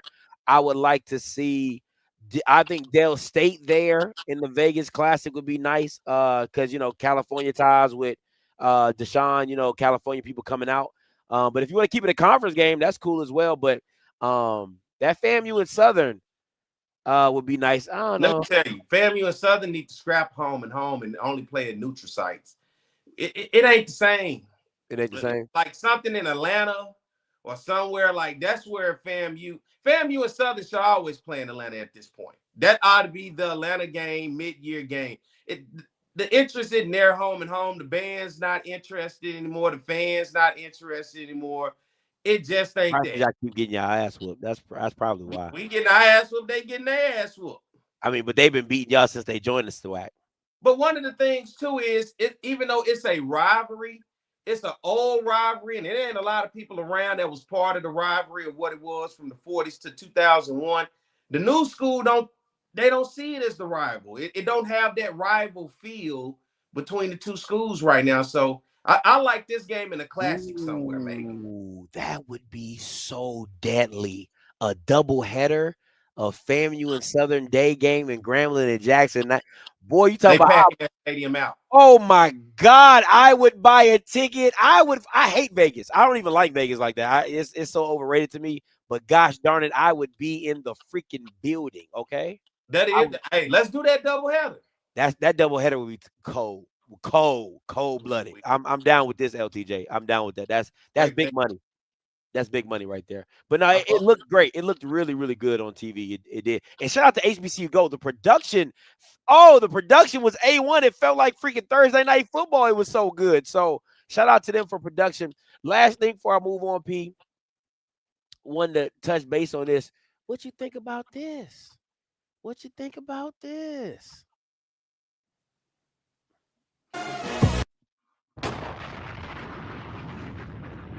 Now, I have checked with my sources. That is from the official Facebook account of Teddy Bridgewater. What you say? This right here had the alumni. Hey. What you talking about, Teddy? Hey, what you talk? What that check looking like? What you need, Teddy? What you James need? Brown say, Ted, where you at? Ted? Where you at, Ted? Ted. Listen, boy, evil hands, boy, evil hands. I need it, Teddy. I need it. Hey, I think Ted, he can actually do what he want to do with his money with the players. Hey, he know where to go find the players at. You know, HBCU gonna let you spend all your money. Okay, they ain't gonna stop you from dropping no. What's the white man at Pine Bluff baseball? Hey, like, bro, do what you do to get on track. All right, hey, better you than me. Okay, better you than me. Hey, what you think though? What you mean? What I think? What you think though? That's what I think. Do you get a little excited thinking about this? What? A little? Yeah. Dog, listen, just like I jumped on that Deshaun Jackson 4 flats in the Cadillac. Hey. We riding out with Teddy. We gonna ride out with Teddy. It's a we then. Then it's a we. Then it's a we. So, but Damn, fucked up. Why wouldn't they hire him? Give me why they wouldn't hire him. Okay, let's go there. You know a lot about the Southern, but you know they still got to go. But why wouldn't they hire Teddy? Price tag. And I think the price tag, if he prices himself out the job, I think they wouldn't pay him. But I'll tell you this though, and I know FAMU people might not like me saying this, but I think MAGA Marva, she would make this shit happen. I really believe that. I really believe if Angela came to her and said, "Hey, we can get Teddy Bridgewater," and she explains to what Teddy Bridgewater is, I think MAGA Marva would pull it off. I'm not even gonna hold you. I think she would go and she would find the money and say what we need to do. I really believe that. I'm 10 toes down with believing that. I think she'll make it happen. I ain't gonna hold you. So. I like to see Teddy be in the SWAC. I ain't gonna lie. It just feel natural for him to represent FAMU and the state of Florida in a black league like the SWAC, and him representing the culture. Yeah, because he is the culture. Every time they show him on the sideline, I'm like, boy, that nigga right there, boy. Hey, he one of us. Yeah. He looking at that iPad, but he one of us. He one of us. He still get money. He's still in the league. He still got a good reputation and a damn good coach. Yeah. And he got some resources behind him, some friends, I think. Shout out to Miss Malika Harris. I think she's saying what everybody's saying. From a rattler, like they say in church, the doors are open. Won't you come? The doors of the what church if it came down between Teddy Bridgewater and Quinn Gray? I love Quinn Gray. He ain't Teddy Bridgewater. Like what? Like that's ooh. Now, what I would do if I was okay, this is how I would play it. If I was Angela, this is how I would play it. I would try to get Quinn Gray on staff, right? No. This is how I would do it. I would tell Teddy, it's the same thing. It's the same thing with Prime and TC, right? It would be a situation to where Teddy not gonna be there forever, right? Teddy gonna be there 3 or 4 years. Quinn Gray's on staff as an offensive coordinator or maybe assistant head coach or a quarterback coach or something like that, getting paid good money. Once Teddy Bridgewater makes the move out to another spot, you slide Quinn Gray right to the head coaching spot and you just keep it rolling. That's how I would do it. That's how I would play it. But you know, that's just me. That's your school. Tell them. Tell them. Trying to get Tell them what to do, Scotty. I'm trying to get on them alumni calls. You know what I'm saying? I'm trying to help them out. Shit, you be on them because hey, when any board meeting, I know a FAMU, I watch it simply because of you. Yeah. Well, thank you. Because of you. I'm just saying that's how I do. I love Quinn Gray. I do. I think Quinn Gray would be a great coach at FAMU, but I'm taking Teddy Bridgewater all day, twice on Sunday. But I would try to make that happen with Quinn Gray on the staff. Do FAMU alums send hate mail to the dude that was supposed to give them that money check? What's his name? Harambe or something? Harambe. Like he just fucked their school up and disappeared into the dark, didn't he? Hit it and quit it. He hit it and quit it and gave you every disease you can get. Got his fame, got a commencement speech and everything. He'll forever have that commencement speech. Forever. He can take that forever. P. He gonna be on his deathbed talking about, I got to do the commencement speech at Florida Agricultural and Mechanical University. Yeah, that was some good times right there. That was good times. Got the president fired, the vice chancellor got about 8 people fired behind him. That's crazy. Cleaned them out. That's crazy. I think somebody sent him there to set them up. I'm going to always stand on that. I think that was some type of conspiracy. Somebody sent him there to see what they was going to fall for, and they fell for it. Oh, they fell for it hard. Can you kind of see that? I wouldn't be surprised. I wouldn't be surprised. I feel like that was some type of job that was somebody kept playing that. That don't just happen out of thing. That was playing. And said, hey, let them do all they gonna do. And then when we expose it, all their asses got gone. Because they ain't as smart as they think they are. They not. They not. It was tough, man. It was tough. Rocky said the CIA. Somebody set that up, bro. I don't know if it was the Republican Party. I mean, I ain't throwing allegations. I don't know who it was, but somebody set that up, bro. You just can't tell me that didn't happen without a plan behind it. And I think that's how we are where we are today with FAMU. All right, let me take this call real quick. Mr. Sargent, coming to you. Mr. Sargent, you live. Scotty. Yes, sir. How are you, sir? I'm doing well. How about yourself, sir? I'm doing well. Perry, I got a confession to make, brother. We were on the show. We were on the watch party show, and DSU had won, and I called in, and for some reason, your spirit took over me, man. And I started talking about, man, I'm gonna miss them days when DSU was on the jump off list. Scotty lost his mind. He laughed so hard. I thought his lungs were gonna come out, man. I said it just like you too, man. I didn't quite have that Louisiana accent, but I did it. You be proud, brother. You be proud. I hope you go back and listen to that recording, brother. You be proud of me. All right, so I'm proud of you. Question. I'm proud of you. I really am. You guys have come a long way from week 0 to where we are today. Long way. You know how hard it was to get y'all off that jump off list? I was on it. That's true. That's true. So look, here's the question that all the Rattlers on the chat want to know is, where in the hell is Coach Green? He said he's busy. It's real convenient how busy it is, when they ain't winning no games. It's real convenient. That's all I'm gonna say. Real convenient. Let Southern be 7-2. We'll see him again. Oh right? My God, he would have been. Scotty, you still feel that way about Terrence Graves?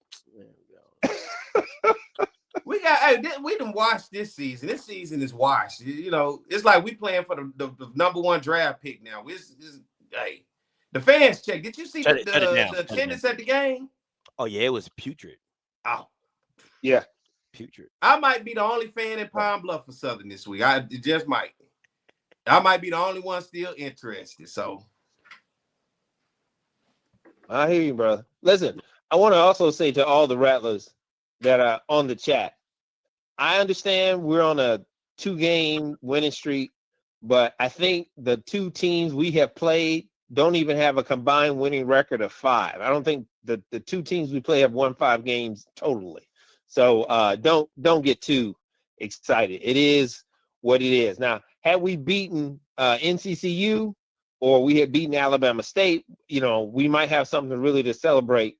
Coming in this Saturday, hopefully I can get my uncle to come pick me up in his Cadillac, because I'm in Atlanta working, so we can roll down to Tallahassee and check out the game. But I'm going there really to observe, and I just really hope that you know what, man. Let me just say some stuff that's in my heart, bro. I think Cozy doesn't have the ability to properly evaluate talent at the player level, because there's no way we are just now seeing this running back. He got up, went all the way to Birmingham at the SWAC conference. We're going to live and die by number 0, Franklin Jr. You know, if he's doing well, we're doing well as a team. We're going to stop the run, and we're going to have to run. He got all those receivers, including the son of the offensive play caller. I don't get it. I just think he was selling tickets to a game that he didn't have, to a plan that he didn't have, and then didn't have the ability to understand what he had. I mean, in fact, I wouldn't even be making a statement if I hadn't seen your interview with Coach Nemo. I mean, just when I was listening to him, I'm like,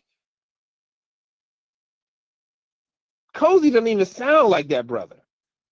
And then Scotty, he's still violating, you know, commandment number 2, right? Mm-hmm. You can't be a defensive coach and have a problem with defense. FAMU, we ain't dark clouds, man. We partly cloudy with an occasional shower. That's fair. Anyway, man, I just had to get that off my chest, man. Perry, I'm gonna keep calling in. I'm gonna keep posting regardless of FAMU's record, man. But you know, I know Southern will get it together. Y'all gonna get a good coach, and hopefully we'll get a good coach at the end of this year, and then we'll really have an opportunity to talk trash. But brother, when I see you, man, I got the first drink, man, because we both having a hard time this year. Hey, continue to pray for it. Appreciate it. Let me say this, because people are saying, "Oh, Haley played." Let me read off his stat line. 1 attempt against Howard, 3 yards, 3 receptions, 14 yards. In Florida Atlantic, 5 carries, 5 receptions. 22 yards for carry, 46 yards for receptions. Albany State, 8 attempts, 13 yards, 2 receptions, 26 yards. Alabama State, 4 carries, 16 yards, 1 reception, 5 yards. NCC Central, 3 carries, 11 yards, 1 reception, 1 yard. Alcorn, 7 attempts, 17 yards, 2 receptions, 26 yards. In Southern, 19 attempts, carries for 157 yards for 3 touchdowns. Let me make something clear when I say he was not playing. What I mean was he was not being utilized. He was not being utilized. I don't give a damn what you talking about. If you got Thad Franklin, Perry, if you had Nemo Washington as your head coach, what do you think you'd be doing a lot more? What else? If you're FAMU and you had Nemo with Washington, RJ Johnson being the mobile quarterback that he is, along with that running back room, shit, good luck trying to stop us, because we're gonna be a physical run team. Okay. And RJ Johnson showed you the wheels and the ability. He just need a little space and he can dip. And they were the worst ranked rushing team coming into that game. They were 12th out of all 12 teams in rush offense. They were literally at the bottom, barely averaging 100 yards. But boy, did they see something on film about Southern's interior. And they just kept chipping, and they kept chipping, and they kept chipping. All of their big plays came from what? Right up the gut, dude. Right up the gut. So again, you telling me you can't run the ball against Alcorn? You telling me, this is my issue, right? It's not even about, Scotty, Howard is not good. Alabama State, they can't stop the run. Alcorn can't stop the run. Southern clearly can't stop the Southern run. Half the teams you played against aren't good rushing defenses. What are we talking about? So again, when I say it's a fireable offense, is because he was not utilized. If you got Thad, Bo Somerset, and this kid, there's no reason why RJ Johnson should have more than 15 attempts per game. None whatsoever. But you have to be creative and do different things that look different. That's why I keep yelling at all these offensive coordinators. They're not creative. So miss me with the he's been playing. So anybody can stand out there and anybody can stand out there and come on, man. Like, no, he was not utilized with that type of speed. Shit. I'm trying to get you on every wheel route possible. That boy was, I mean, he was gone. Come Florida on, speed. That's some true Florida speed. True Florida speed. But what they say, walking off on you. Dog, couldn't. Come on, man. Crazy to me. Oh, he's been playing all season. No, okay. Clearly you don't care about winning. Because if you got a weapon like that and you keeping it cocked in the gun, like you didn't want to win. You didn't want to win. That boy probably ain't got a jet sweep all year. Stupid ass. He's been playing all year. Has it helped? Clearly, because he hadn't been used. Anyway, he won the Southern game. He literally won the Southern game by himself. Come on. All right, listen. You see the standings, contenders or pretenders? Man, have you ever seen y'all that low, P? Hell, never. You right there with Valley. That's saying something. Listen, in all my days, I've never seen Southern come into October and not have won a SWAC game yet. That's crazy. Yeah, that's how bad. Y'all continue to pray for us. We need it. It's bad for us. Hey, I've been off the train. That's why y'all saw when I got my ass whooped against North Carolina Central. I've never come on here with shenanigans, have I? Nah. That when I saw everything I need to see after that weekend. I said, damn, if we don't hit the home run with Trey Holly or Cam McCoy, it's over with for us. And how many home runs you think they gonna hit a game? True. So yeah, we at the bottom with Mississippi Valley. I never thought I'd go into a game and UAPB was ahead of us in the damn. That's crazy. Now that's crazy. That is crazy, but here we are. Listen, the SWAC East is very much alive with Jackson State, Alabama State, and Bethune-Cookman. How about FAMU even alive right now? Yeah, low key. Crazy low key. shit can happen. But I really want to get away from the divisions. I would have loved to see Prairie View, Jackson State, Alabama State, Texas Southern, Bethune-Cookman, FAMU, all stacked up right there. And then in the process of elimination, just start eliminating each other. Just go at it. Because it's about to happen. Yeah. And once this process is done, I want the two best teams. Once it's all said and done, I want the two best teams. I don't care about a division. Just stack them up and let them beat themselves because guess what? Prairie View got Alabama State and Alabama A&M coming up. A&M ain't saying much. FAMU still got Jackson State. Jackson State still got Bethune. And if FAMU still got Bethune. FAMU still got Bethune. Yeah. And if it wasn't divisions, well, I just rather get away from the divisions. I want to see it all stacked up, but hey, it's Prairie View and Texas Southern. And how about Texas Southern? Even though they might be out of it, I don't know. Because Alabama State, if they beat Prairie View, it still give Prairie View the head-to-head against Texas Southern. But anything can happen and stumble along the way. So Texas Southern's still crazy. You remember that year Southern looked like they was out of it? Yeah. We found our way to the SWAC championship. It took some wacky shit to happen. Backdoor, everybody had to lose. It can happen for any one of these teams right here with one loss. Boy, let me tell you something. He said, I saw McNugget. Oh, sorry, I wasn't supposed to say that aloud. I saw in the airport in Vegas and told him the top two teams should play for this one. What'd he say? What'd he say, Kelton? Let us know what he said. I want to know his response. He probably just gave you the light-skinned smile and just kept it pushing. Let me say this. I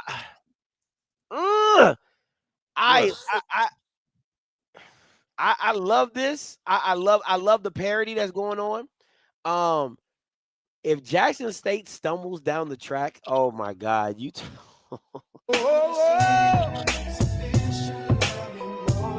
Hey, it's official. I'm emotional. The fact Bethune-Cookman could be playing for a SWAC championship, the possibility is there. It just seemed like they're trying to work to be a little bit against the lesser teams. They've whooped their ass. Yeah. So they've shown they are a good man. The fact that they're in the hunt with FAMU is in the hunt.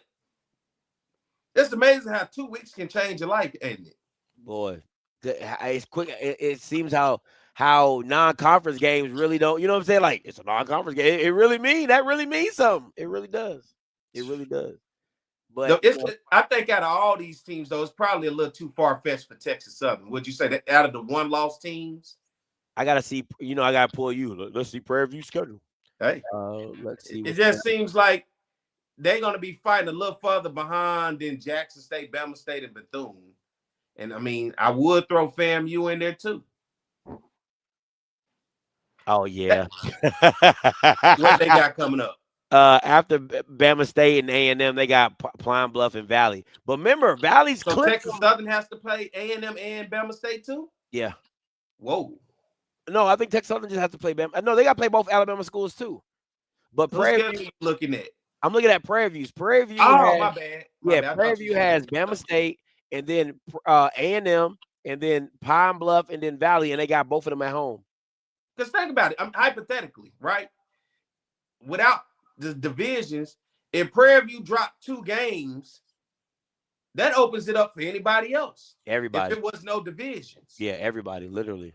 But with it being divisions, shit, they can still win the division with their head-to-head over Texas Southern. That's how it works. Yeah, it is how it works. That is how it works. So we'll see. I like the East though. Look at the East stacked up, man. It's anybody's game right now. Let me see Bethune's schedule. Let me see.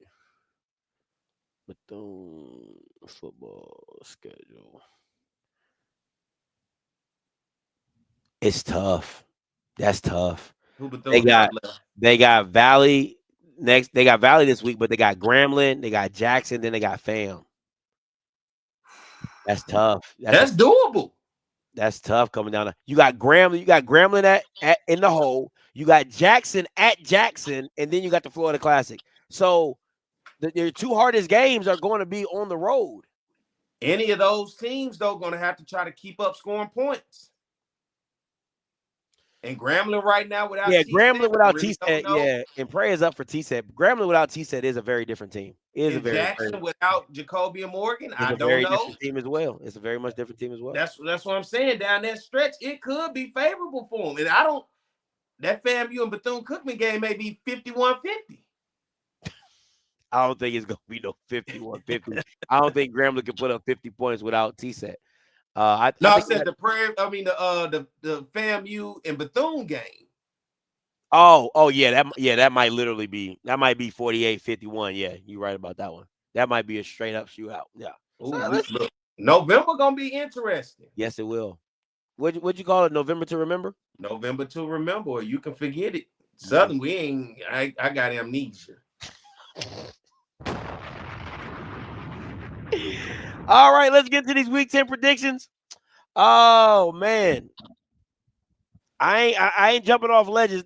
Oh man, I messed that up because South Carolina State just played Norfolk, so I messed that up. But all right, it's all right. All right, Bethune versus Valley. Where you got, B? I'm going Bethune-Cookman. I'm going Bethune-Cookman as well. Grambling versus A&M. Where you going? I think you said A&M. No, I think you did. Not without that quarterback. No, you did Grambling. Both without quarterback. What is game at? Let me see. I don't know. Both these teams struggling right now. I know, man. And I know Grambling got to win, but when I say struggling, it's the position that they're going to be coming into this game, huh? It's at Grambling. I mean, that didn't mean nothing. They let Texas Southern come beat them for homecoming. I'm going to go. Ooh. Play it for me. Come back. Play it for me.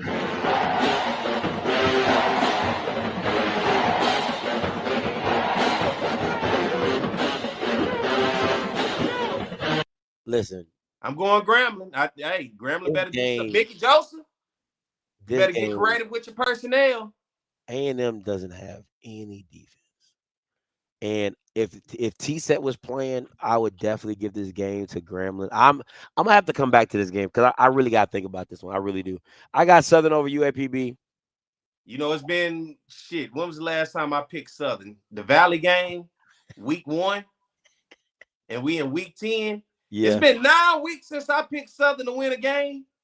Let's go Jaguars. Now, one thing we cannot do I don't give a damn. We better not lose to UAPB. Even in while we in the dumps, we better not lose to UAPB. And I'm gonna be at this game. I'll probably be the only Southern fan. See, I'm still on board, people. I still ride with my Jaguars, even though I come on here and I talk how I talk. I'm still on board. And if don't nobody else show up from the Jaguar Nation, Perry White will be there with a turkey leg in my hand, cheering on the Jaguars in Pablo. So I'm going Southern over UAPB. Come on, Jaguars. We need that first SWAC victory of the season. Now's the chance to get it. FAMU and Jackson.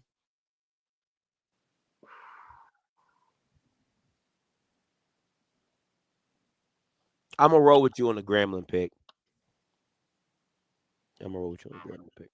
What you want to do with Jackson, FAMU? I'm going to go Jackson.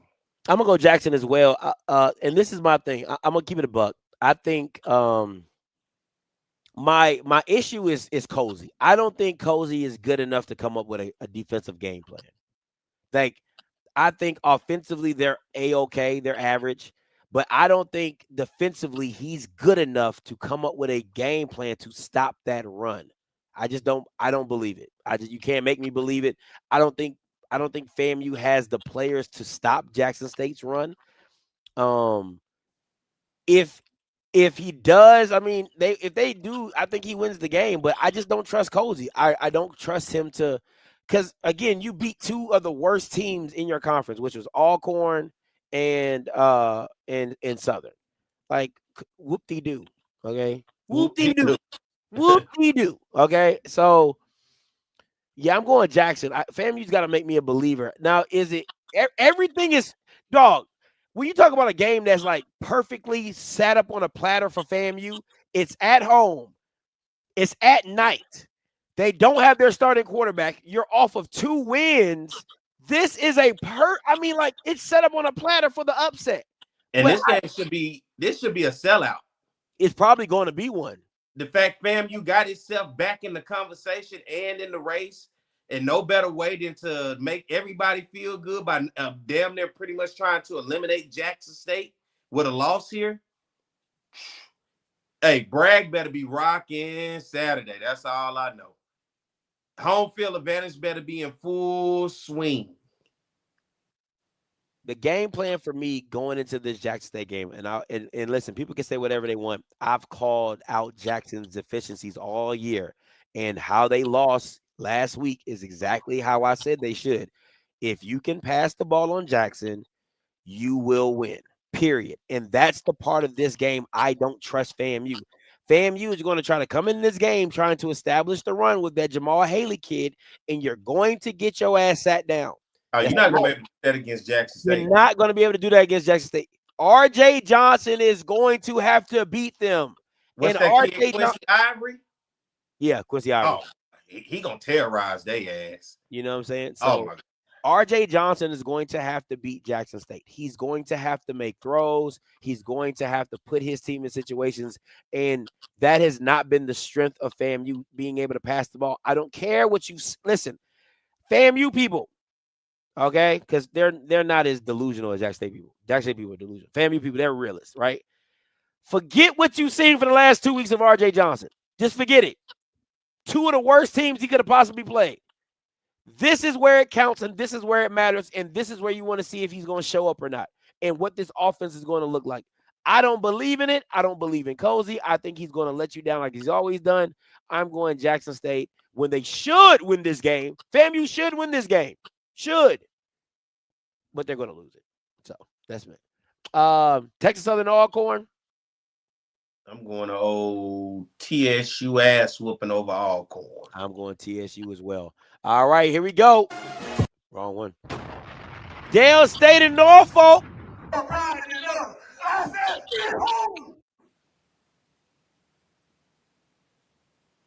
We off that Norfolk train the same way I'm off that Southern train. The 2 schools I done rolled with the hardest letting me down. Let's go Dale State. Why are you coming over this? You coming over this? You coming over this? Okay, all right.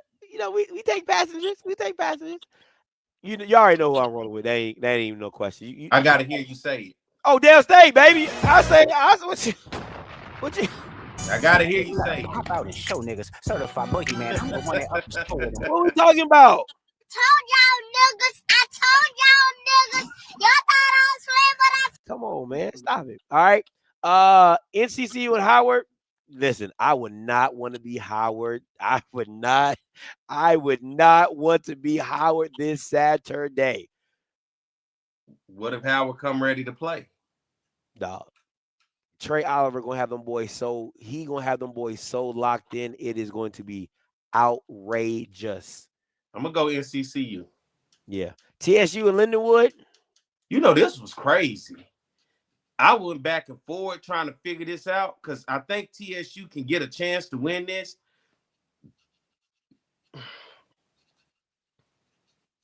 Give me Lindenwood. This seems like a very winnable game for Tennessee State, though. Oh, yes, absolutely. Yeah, I'm going with Lindenwood as well. I think they've played better competition, and they played that better competition better when I looked at their schedule. So I'm going Lindenwood as well. And I think this is the only one we kind of different on. I'm going Towson. And I'm going NCAT. Yeah, I'm going Towson on this one. Come on, Aggies. Show me something. Can you give me two? Can you give me two in a row?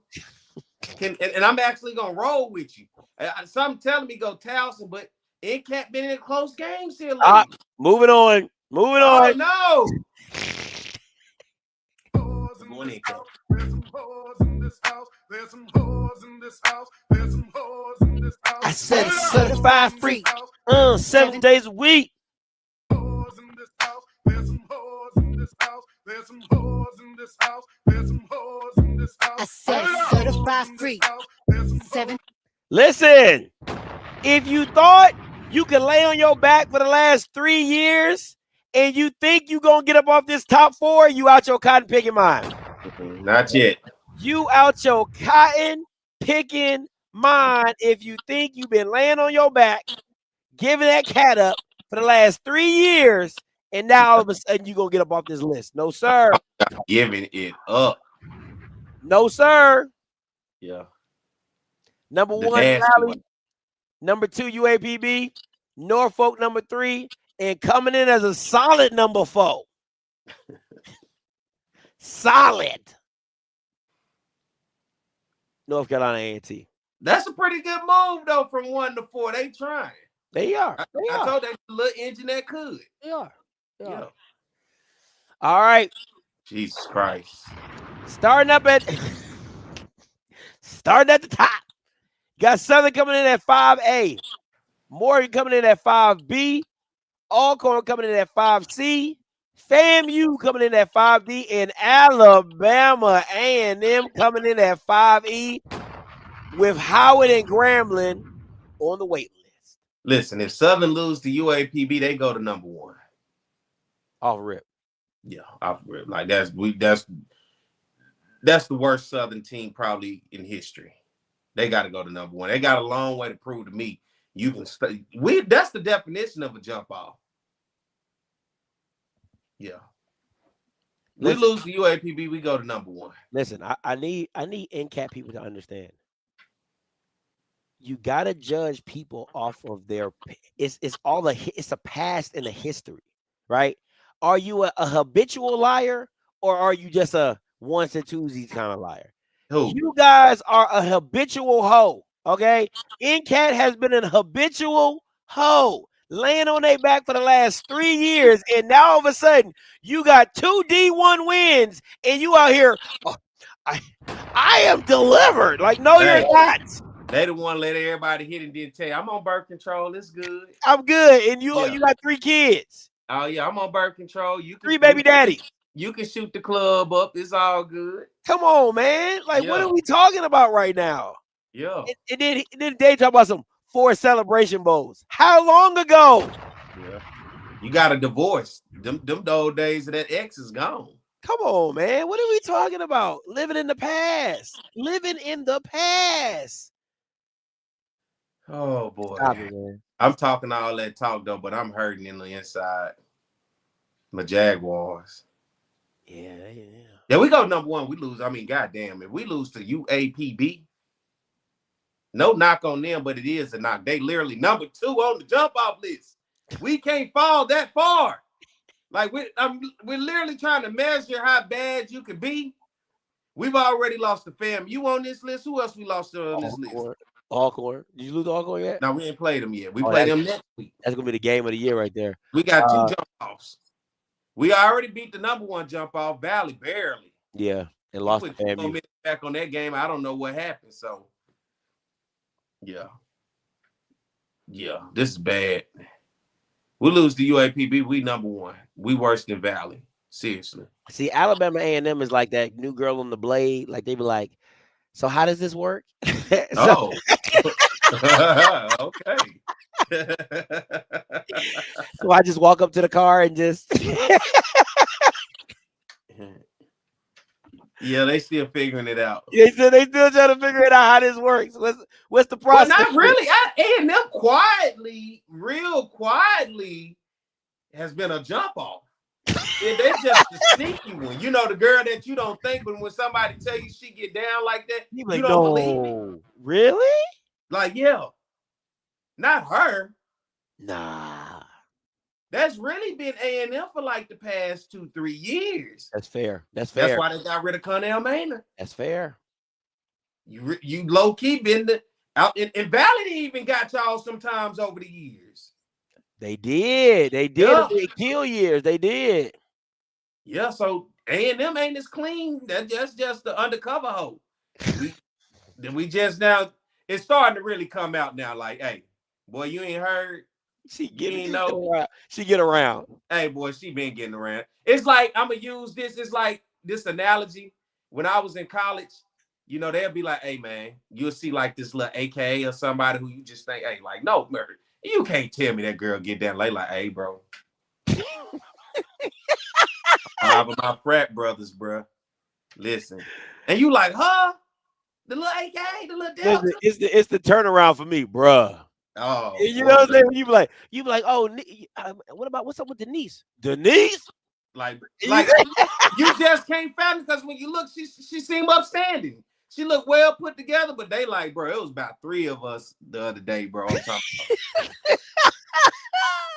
Hey, change the way you think about it. Like, bro, she like that with everybody? No, she ain't really like that with everybody, but if you can get in, you will fit in, all right? So that's Alabama A&M. The worst. And then act ballsy when she out and about. I'm talking about like what? Bad. Like, why you talking to me? But the funny thing is, listen, the worst thing is you don't ever want to be that guy who tries and you can't get in. Like you don't never want to be that guy. You would try to cuff her, not realizing her background. Like, bro, that ain't the one. Like, I know she probably look good, bro. She carry herself well, but it's another side you don't know about, bro. Another side. Like, she real like got a whole OnlyFans and shit. Like, you don't even know what you done got yourself into. You like, so you always got the cameras on? Yeah, you don't even know what she got going on. Your partner's noticing her like, bro, I think she look familiar. Like, yeah, that's A&M. They try to act like, yeah. But we starting to see you for who you really are. You are. That skirt coming down. That skirt is coming down. State exposed you. Did you dirty in front of everybody. Did you dirty. Turned you everywhere but loose. And then Cam Newton slapped you like old hoe off the street. Didn't he? Where my money? Hey, wow. Oh, wow. Oh, it's been a rough week. It's been a rough week for A&M. Oh, it's been a rough week. I'm sorry I had to do that to y'all, A&M, but you know, y'all was damn near a year away from being D2 in my book up until this year. I was not feeling A&M for a few years there, so I'm still not feeling you. I was feeling you about 3-4 weeks ago when I had you in my top 5. That's the past. You nowhere near it now. Not no more. Not no more. All right, HBCU top 5. Here we go. Pop it off, P. It's a different world as we head into week 10. And listen, Delaware State has finally made it. They've been knocking at the door. They snuck some wins. And when they got this win this week over North Carolina Central, at North Carolina Central, for homecoming, happy homecoming. Yeah, happy homecoming. Look, Delaware State, you found your way in the top 5. Shout out to Coach Deshaun for getting this team ready to play. He is the new school. And the new school is Delaware State. Never thought I'd see them in the top 5 of a black college football poll in a long time. But since 1977, the first time they getting this victory over North Carolina Central on the rate that they did. So number 5, Delaware State. Number 4, Berry, man. South Carolina State continues to roll. They went up to homecoming for Norfolk State and got them as well. And the Bulldogs continue to roll. I like what I see out of South Carolina State. 5 wins on the season. How about this team? Number 3, Jackson State, who was previously number 1. Dropped 2 spots for me. They went out to Las Vegas, took on Grambling. Grambling found a way to get it done with a field goal at the end of the game. And Jackson State is now back in Mississippi licking their wounds, trying to figure out what's next. And so for me, Jackson State fell 2 spots. It's going to be interesting to see where they go now with Jacoby Morgan, not the starting guy. How does the backups handle this situation of a star power team in the FCS top 25? Number 2, Alabama State. The way they dismantled Alabama A&M early and fast showed me why they're still one of the top teams in black college football. And for me, they moved up to the number 2 spot in Prairie View. Crazy? Maybe. Am I crazy? I might be. But right now, Prairie View has simply done what everybody said they couldn't do. That's being on top of the SWAC West. They're 4-0. They're 6-2. And until somebody says otherwise, and Scotty, you know what this sets up for me? It sets up number 1 versus number 2 this weekend with Prairie View versus Alabama State. You the king of that. You the king Nobody of Nobody better than to make that happen than me. So I like it. Big game in the SWAC this weekend. So this is my top 5. Delaware State, South Carolina State, Jackson State number 3, Alabama State number 2, and the number 1 team for me right now, Prairie View. No, you the king of you the king of setting up a matchup. Oh, you over here Don King, boy. I'm Don King in these matchups, man. You be Don King in these. I got Bama State and Jackson once. Now I'm getting another one in PV and Alabama State. Oh man, I can't ask for better. Yeah. You gonna set it up all right. You gonna set it up. Listen, I know my list looks a little different, but I gotta rock with what I go. I still got NCCU in my top 5. I ranked Dale State higher, so I felt a top 5 matchup like that.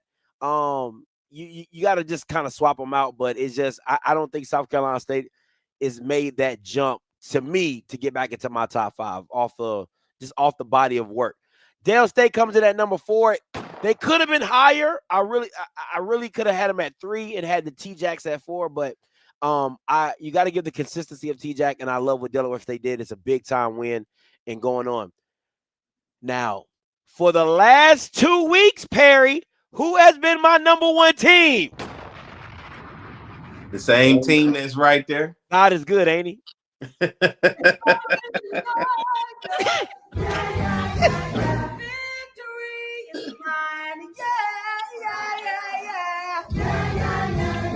All you Bamas was clowning me week after week after week and say, oh, Scotty just hating. Oh, Scotty just hating. Oh, Scotty just hating.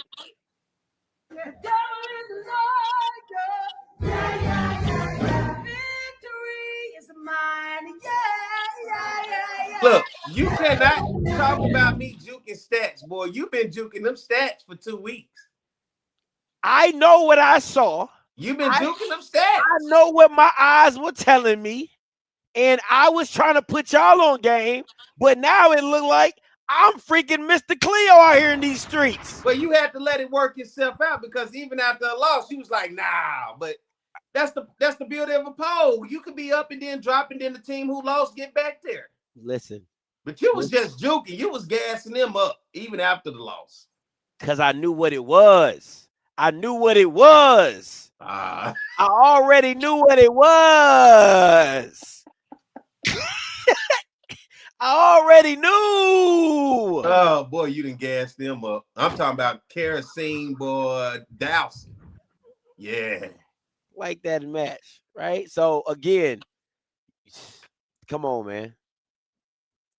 I gave you the larger picture. Your pops wasn't he was just stop it. Anyway, but he just another lost nigga. Anyway, but yeah, I've been saying this. If you see the last week poll, Alabama State was that's why I keep that there. Because I don't want nobody to forget that I was preaching this, and look at God. Look, won't he do it for you? If you believe and stay faithful and trustworthy, he will do it for you. So shout out to Alabama State. So number 1, Alabama State. Number 2, Jackson, the T-Jacks, Dell State, and NCCU. So happy homecoming. Yeah, happy homecoming. Happy homecomings got spoiled. Happy homecoming. All right, you know what time it is?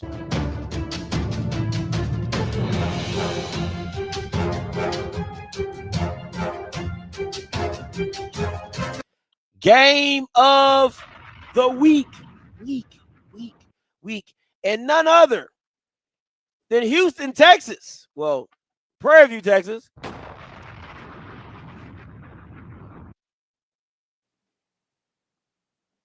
The T-Jacks versus the Alabama State Hornets.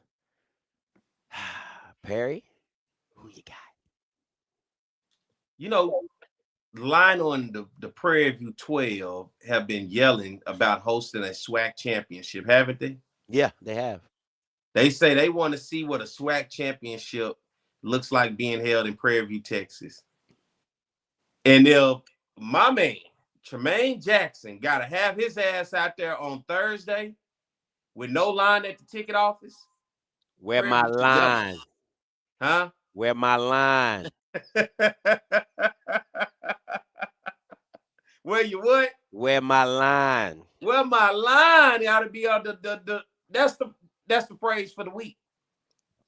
Where my line? It shouldn't be an empty seat in the house in Prairie View. And I'm not saying it got anything to do with with Alabama State.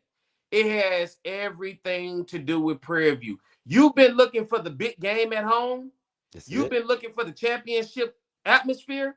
You've been looking for the right opponent to give it to you. Here comes Alabama State.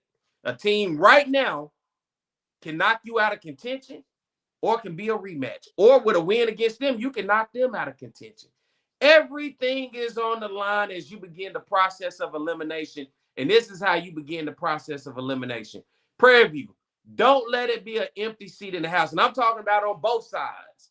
This should be straight home field advantage against an opponent like Alabama State that's going to bring a championship caliber football team led by Andrew Body into your stadium. And if you come fucking around, you will find out just how good Alabama State really is. Just ask Alabama A&M. Prairie View, you got to have your fans in the stands. This is what you're looking for as a SWAC championship game atmosphere. Andrew Body comes into this game. He's thrown 20 touchdowns so far this season, Scotty. On the other side, you look at Peters. They're going to rely heavily on him and Bingham. Now, what I really don't know in this game, I don't know if Prairie View's offense can keep up with Bama State's offense, but nonetheless, I don't know if that defensive set that Prairie View likes to run can give fits to Alabama State because it's designed to take away the pass up top. It is. So now it's for me, Andrew Body making those short intermediate routes and the run game. How efficient can the run game be for Alabama State against Prairie View? This game, if Prairie View has a chance to win, it's going to come simply all the way down to Tremaine Jackson and the attitude that he gives the team to win this game because he's been talking big shit. Ain't he been popping it lately? Ain't he been popping it lately?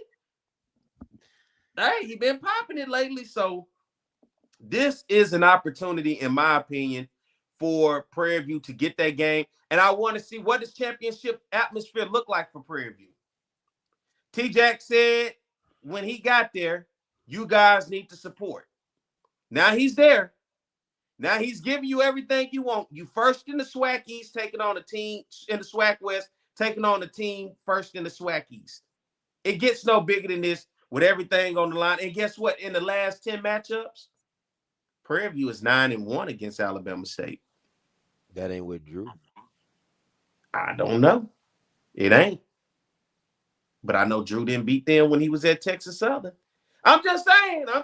I know new team. Right. New team know me. But new team knew me. I get it. I understand. But this should be a good one. You like that? New team knew me. Hey, but let me tell you, that boy Eddie Robb is like the new Willie Simmons. He'll finagle you out of a game. Hey, do not let him finesse you out of a game. He will. But nonetheless, Prairie View, pack out your stadium. Make it home field advantage. Do not let this be an empty stadium. Do not let this be a game Bama State think they can come in. You have to rattle. And guess what? Andrew Body coming back to Texas. You talking about one of the top passes all time in Texas. History, yeah. So this ought to bring media a lot of attention. This is the atmosphere. Now, Prairie View, you've been wanting to be on top of the world. Here you go. Jermaine Jackson is giving it to you on the platter. Here you go. Give me your team and give me your score. Huh? Give me your team and give me your score. Shit. I'm going to Alabama State, and I think it's 38-21. Okay. Let me say this, and I know a lot of people won't. I know a lot of people are going to be shocked. I think the pressure's on Alabama State.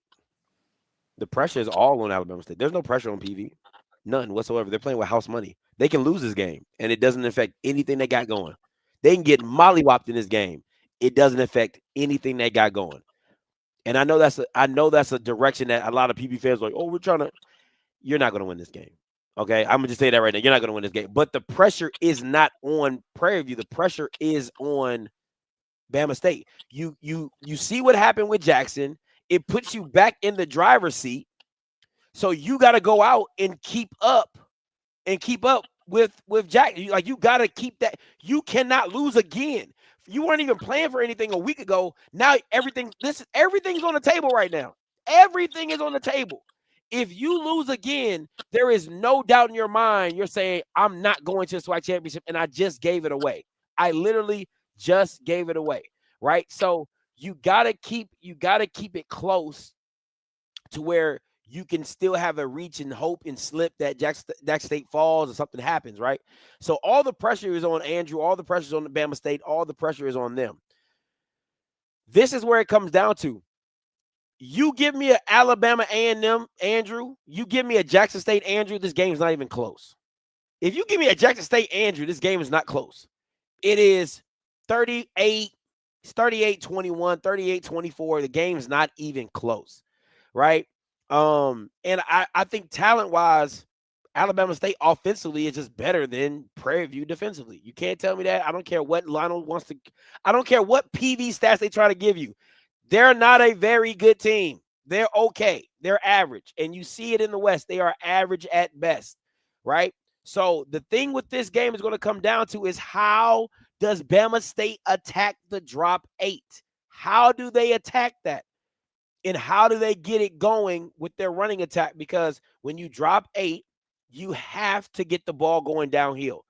You got to get those 3, 4, 5 yards with the drop 8. You cannot let 3 down linemen and a linebacker fitting in beat your running attack, because you should be running the ball. If they're dropping 8, you should be running the ball, just very simply, right? So for me, Andrew, Bama State, I got the score.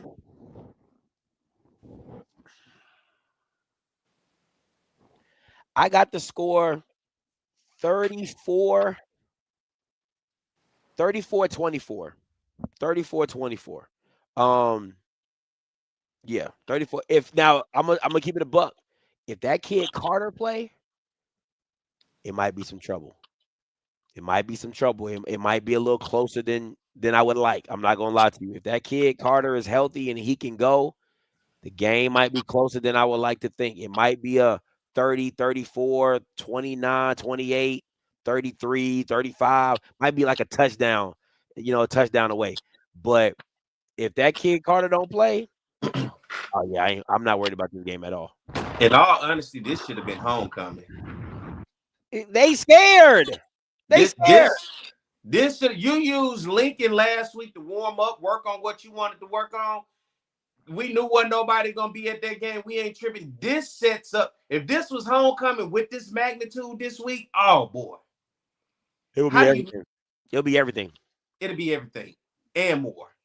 How am I wrong? Who is this dude? How am I wrong again? I ain't never been. How am I wrong again? I was just right the whole week. What you talking about? So yeah, I'm excited for this game. Yeah.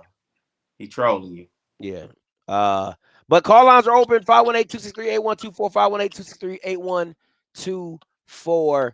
Big game, big matchup. I'm absolutely loving it. 47-57 coming to you.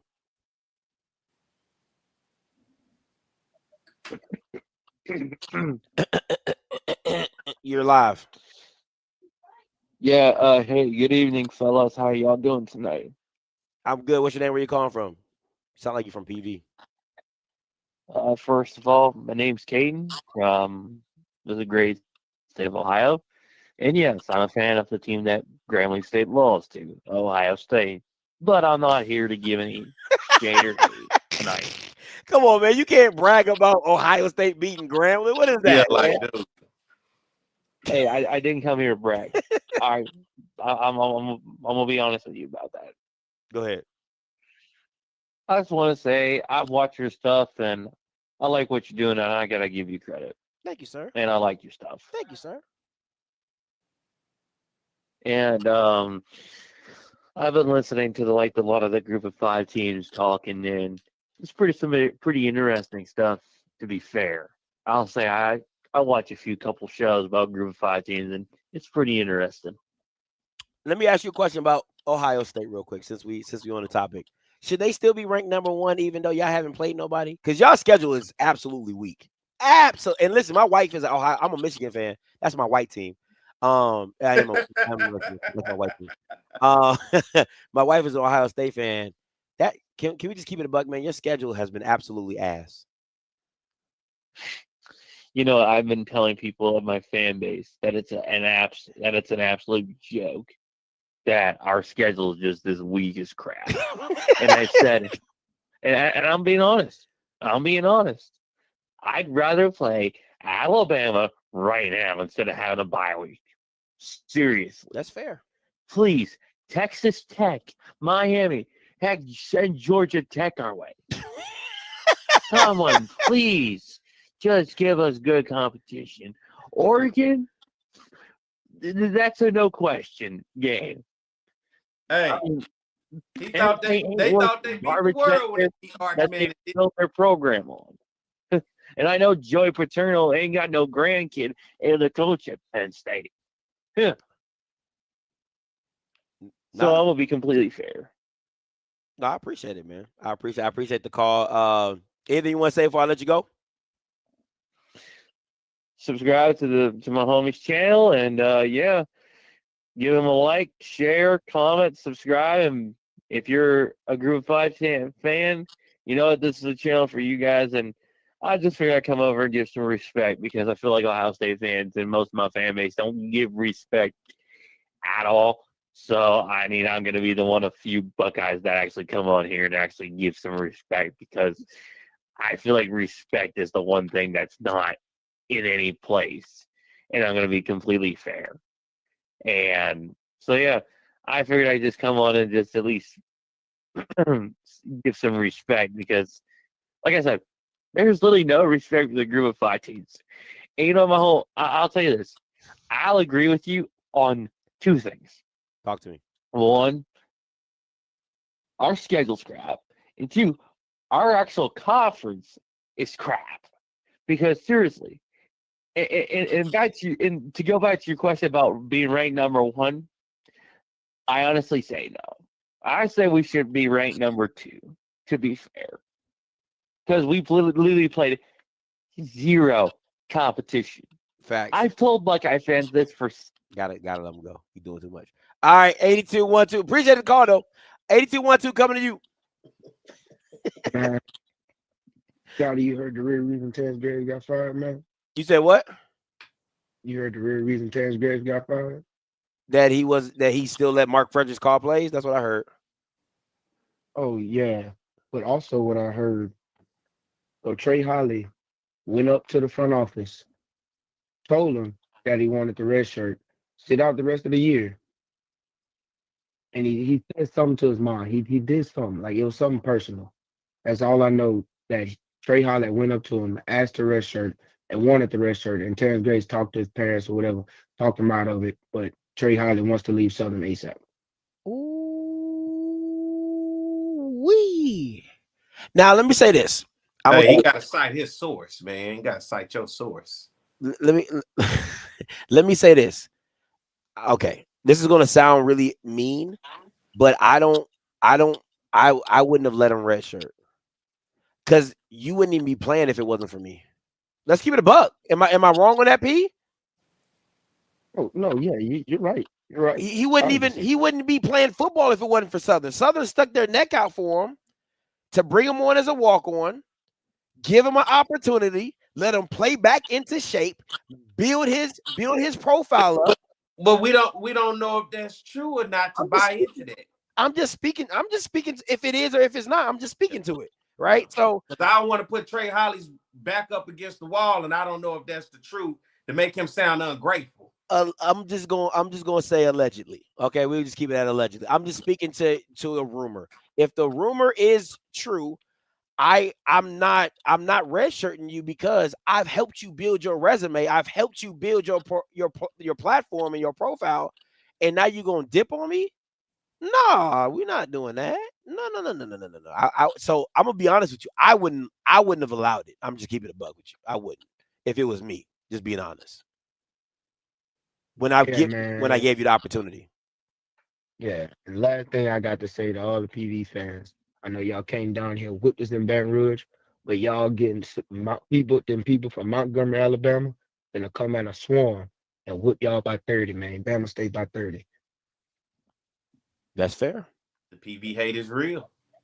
What does he owe? He owes Southern everything. He doesn't get on the field. What do you mean? It has nothing to do. I'm speaking to a rumor, Perry. I'm just speaking to a rumor. I'm gonna say, don't feed into Rocky, right? I'm speaking to a rumor. He owes them everything because he wouldn't have any leverage in the portal if it wasn't for Southern. That's just my little 2 cents on that. D from Ohio coming to you. Scotty P, what's going on, family? What's going on? I see them Ohio State fans found a way to get over here. Hey, I'm glad he called in because if anybody that will listen to me since I've been living in Columbus for the last 15, 16 years, Ohio State always schedule weak. They never have a tough schedule, man. I've been telling people they always play Toledo and, you know what I'm saying, Akron and all these MAC schools acting like they're trying to keep the money in state. That's the excuse they use, but they don't never schedule nobody. So I'm glad that you called them out. I've been saying that for years. Now let's get back to HBCU. You hit the nail on the head. This game in Texas on Saturday is a big game, but it's a bigger game for Andrew Body and Alabama State than it is for PV. But I think it's still a big game for PV because I feel like they still have something to prove. Because who was the dude that called in Friday with June Zoe talking about they got the #1 defense in the SWAC? Now you have an opportunity to prove that because we've seen Alabama State go against Jackson and some of the other teams with solid defenses. Can you guys slow them down? Can you prove that you have the best defense in the SWAC? Because also, this is for them to have the opportunity to host the SWAC championship. Because if JSU wins out and their schedules are tied, from what I looked at, JSU will get the SWAC championship at home. So if they beat Alabama State and win out, which they should after this Alabama State game, not only will they make the SWAC championship, they'll be hosting the SWAC championship as well. I agree. It's a huge game, and I know people are bringing up Body's been 0-3 against PV and all this. Listen, man, none of that shit matters. That means nothing. None of that shit matters. The team is not the same. He's not the same. None of that stuff matters when you're going into a game like this. He had the worst thing. I'm telling you, the worst thing possible is him getting the confidence after the Jackson State game. That's the worst thing. That's the worst thing that could happen because he knows he could have single-handedly won that Jackson State game. He comes into the Alabama State, the Alabama A&M game, the Mac City Classic. The biggest. Think about this. Okay, Perry, help me with this. He just got out and he just played in front of 69,000 people. Do you think he cares about how many people do you think? 15,000? They not even gonna do that. They not even. Let's not forget 7,000 people. He played at Texas Southern. He's used to playing in front of nobody if nobody shows up. Okay, that came with the territory at Texas Southern. So he know how to play in front of a lot, and he know how to play in front of a little. It don't matter to him. And he get to come home to Texas. You don't think it's going to be some type of media buzz behind him with all the attention nationally that he's been getting? And at some point, I believe College Game Day is going to probably bring this game up come Saturday. No. They're going to bring this game up at some point. We'll see. Because you're seeing people on Instagram and on social media talk about him going, you know what I'm saying, Power 5 potentially next year. And one thing I want to hit on real quick before I go, Scott, if you don't mind, one thing I shared with you when we was texting over the weekend, you know, and prayers up to T-Set, man. That kid played one hell of a game. Yeah. And, you know, Mickey said that his mom didn't want any information leaked. Just keep praying for him. And that's what we're going to keep doing is keep praying for that brother. She said he is responsive. So hopefully he has a speedy recovery. But one thing I shared with you that nobody was talking about, man, that was T-Set's third time in 2 years playing against Jackson State.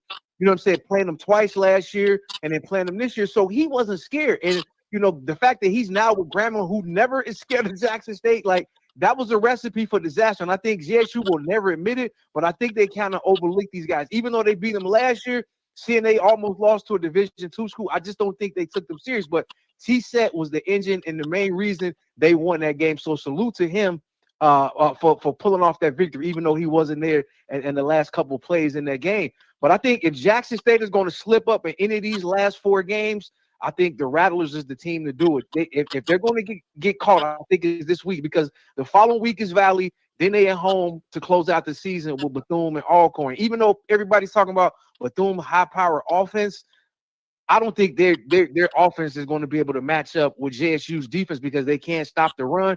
Cam Ransom can throw the ball. Yes, he can, but I just think they're going to have to do more than throw the ball. They're going to have to run it against them. So I think FAMU has the best chance to trip them up to get them out of the SWAC championship game. But good show as usual, fellas. I appreciate it, D. I disagree with him. If you've watched Jackson, and I've said this, if you want to beat Jackson State, you have to throw the ball. Their DBs are not good. And what were they complaining about in the Grambling game, Perry? Our DBs can't cover. What is going on? Oh my God. They're wide open. How did that just happen? Why are you dropping off of them? Why are you making it so easy for them? Why are you, oh my God, what? It was everything I've been saying since the first game of the year about how bad their secondary is.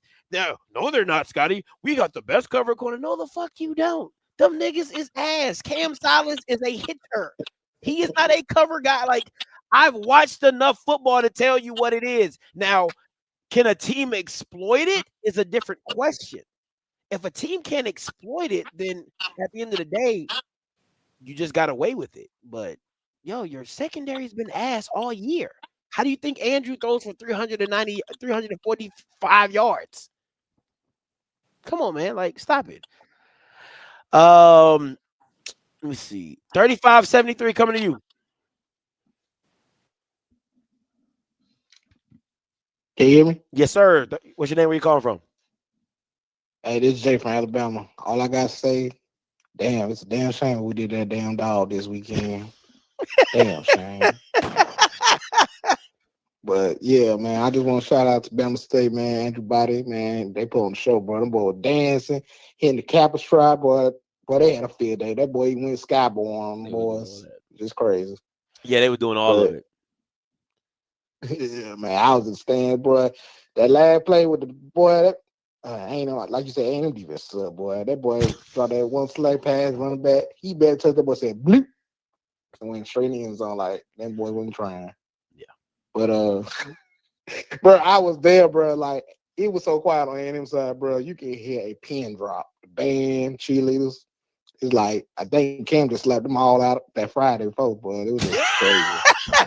But enough of that about that, bro. Like you said, this game the weekend, we're gonna show Prairie View what they got. I mean, they've been slowly going up to the ranks all season, but now you got a real test on State. Now, like you said, everybody talking about, oh, well, you know, Andrew 0 against Prairie View, bro.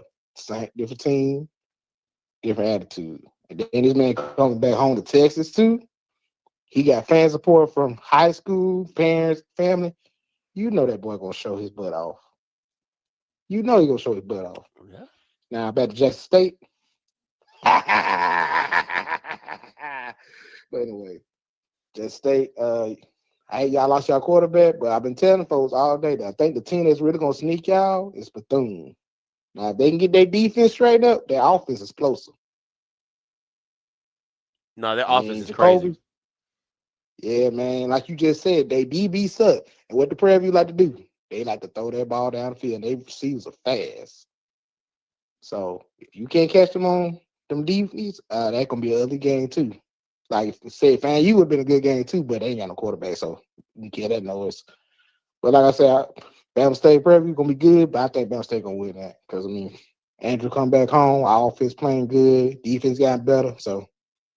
I don't know. I mean, it might be a close game than it was this past weekend, but I still got Alabama State. But I appreciate y'all boys for coming on here, doing what y'all do. So, Scott, shout out to you. And hope y'all have a good night. Hey, man, appreciate the call.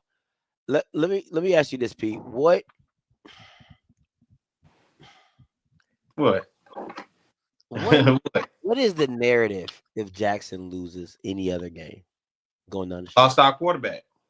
It's gonna be what Alabama A&M is saying. I need you to keep that same energy, P, that you had for Andrew when he got hurt in the championship game. I need you to keep that same energy for them Jackson State people.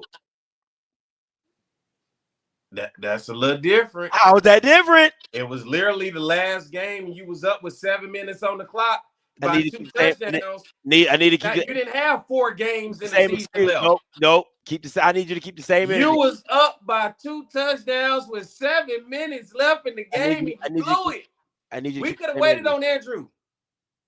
Need to keep. All the team had to do was just run the ball and shut the fuck up. That's all they had to do. I need you to keep the same energy.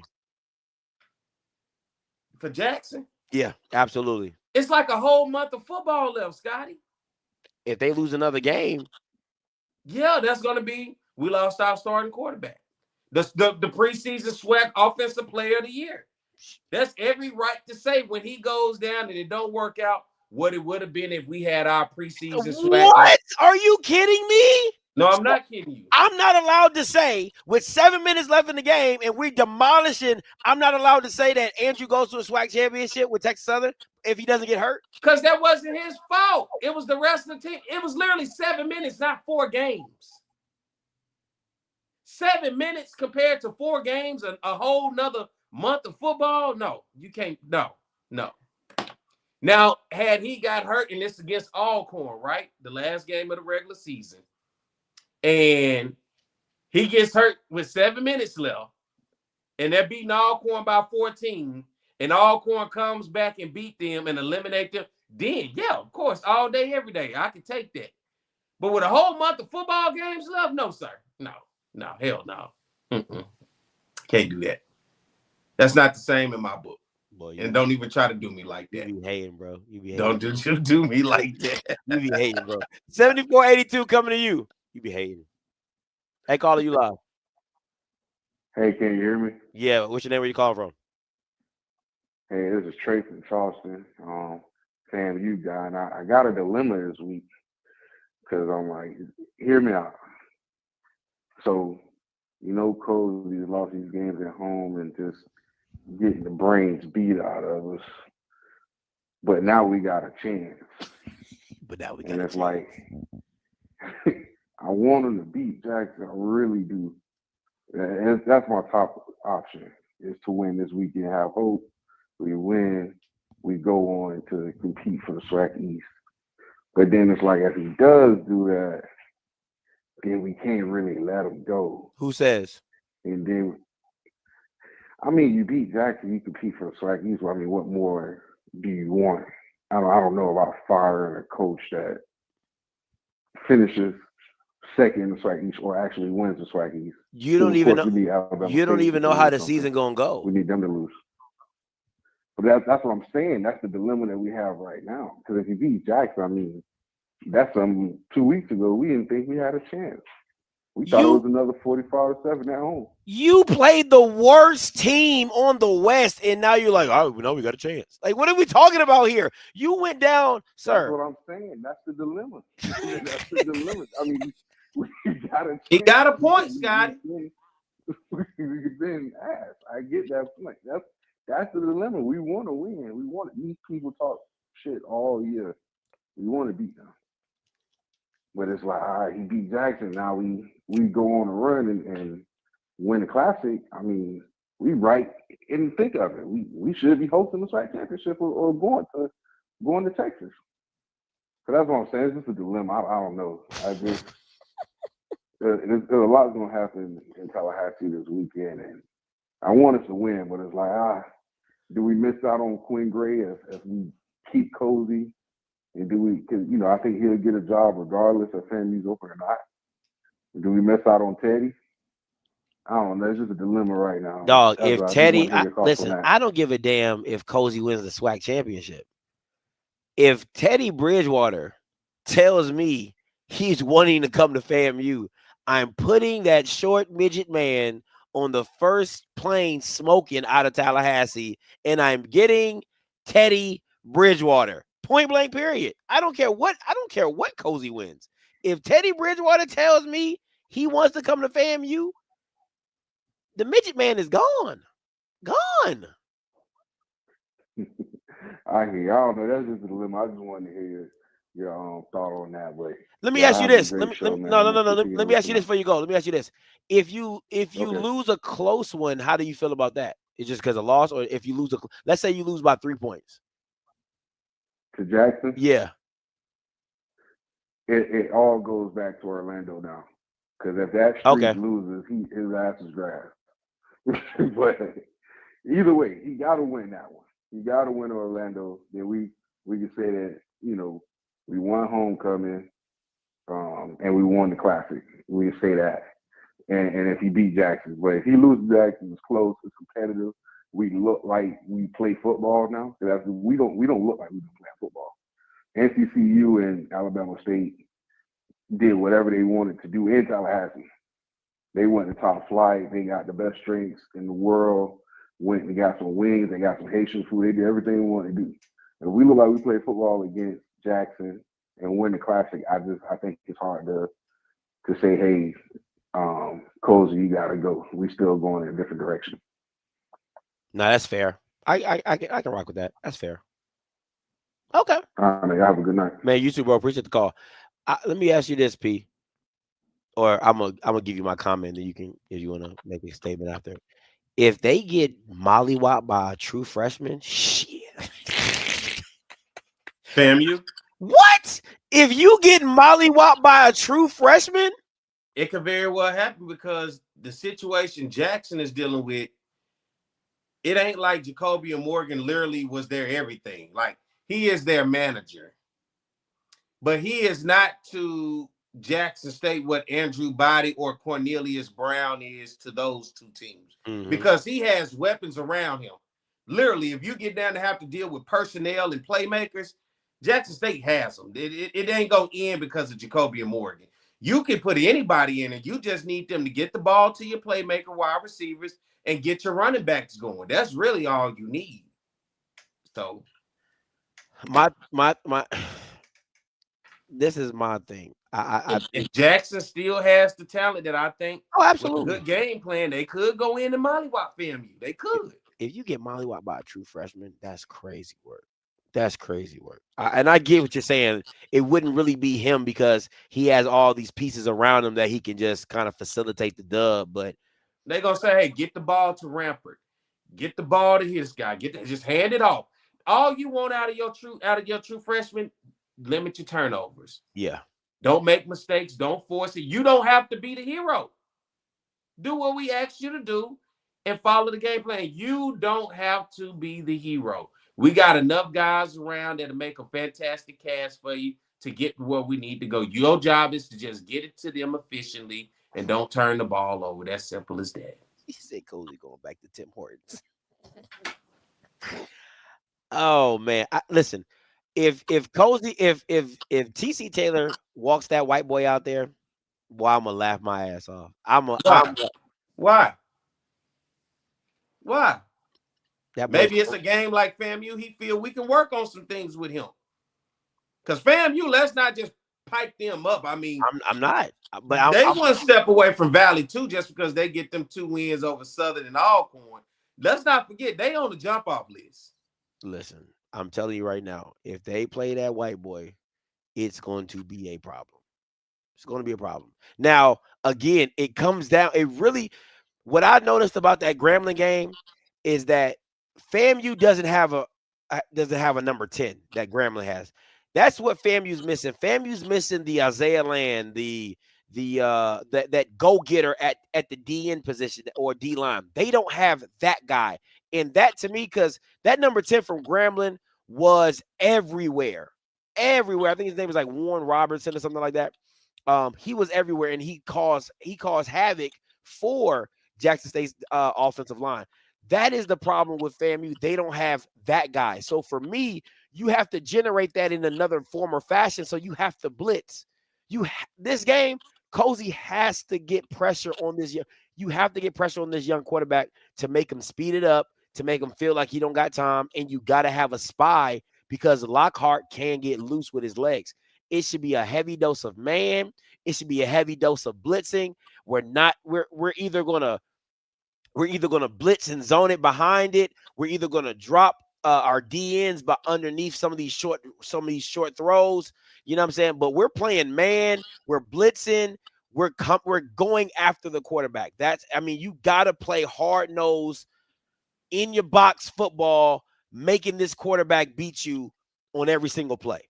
It can't be him handing the ball off. They get 6-7 yards, and then he's on 2nd and 3, and he gets to do whatever he wants. You got to keep him at 3rd and 7, 3rd and 9, 2nd and 8. You got to keep him outside of those manageable downs and distances to put the pressure on him to make plays. But you got to spy him.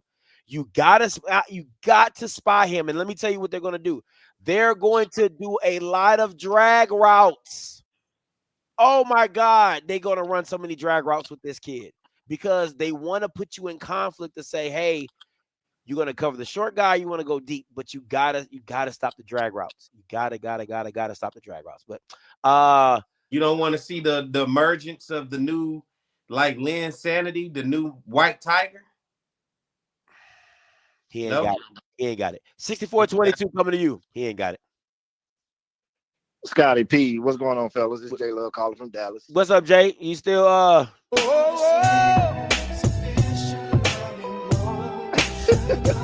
It's official, I'm emotion. You been good? No, for real though. I'm still a little shaken up, man, behind that loss. But I listened to TC's post-game interview today. He made me feel a little bit better. So we'll see. I don't really want to talk about the game too much. Freshman quarterbacks. I really want to talk about a couple other SWAC games, man. But, talk to us. So P, my first question for you, and I don't know why, because I know this game is a hoedown, but for some reason I'm interested in the UAPB Southern game, and I'm definitely gonna watch it because I feel like it's a must-win for Hampton. I want to get those score predictions for that, man. First of all, I want to know what makes this game interesting.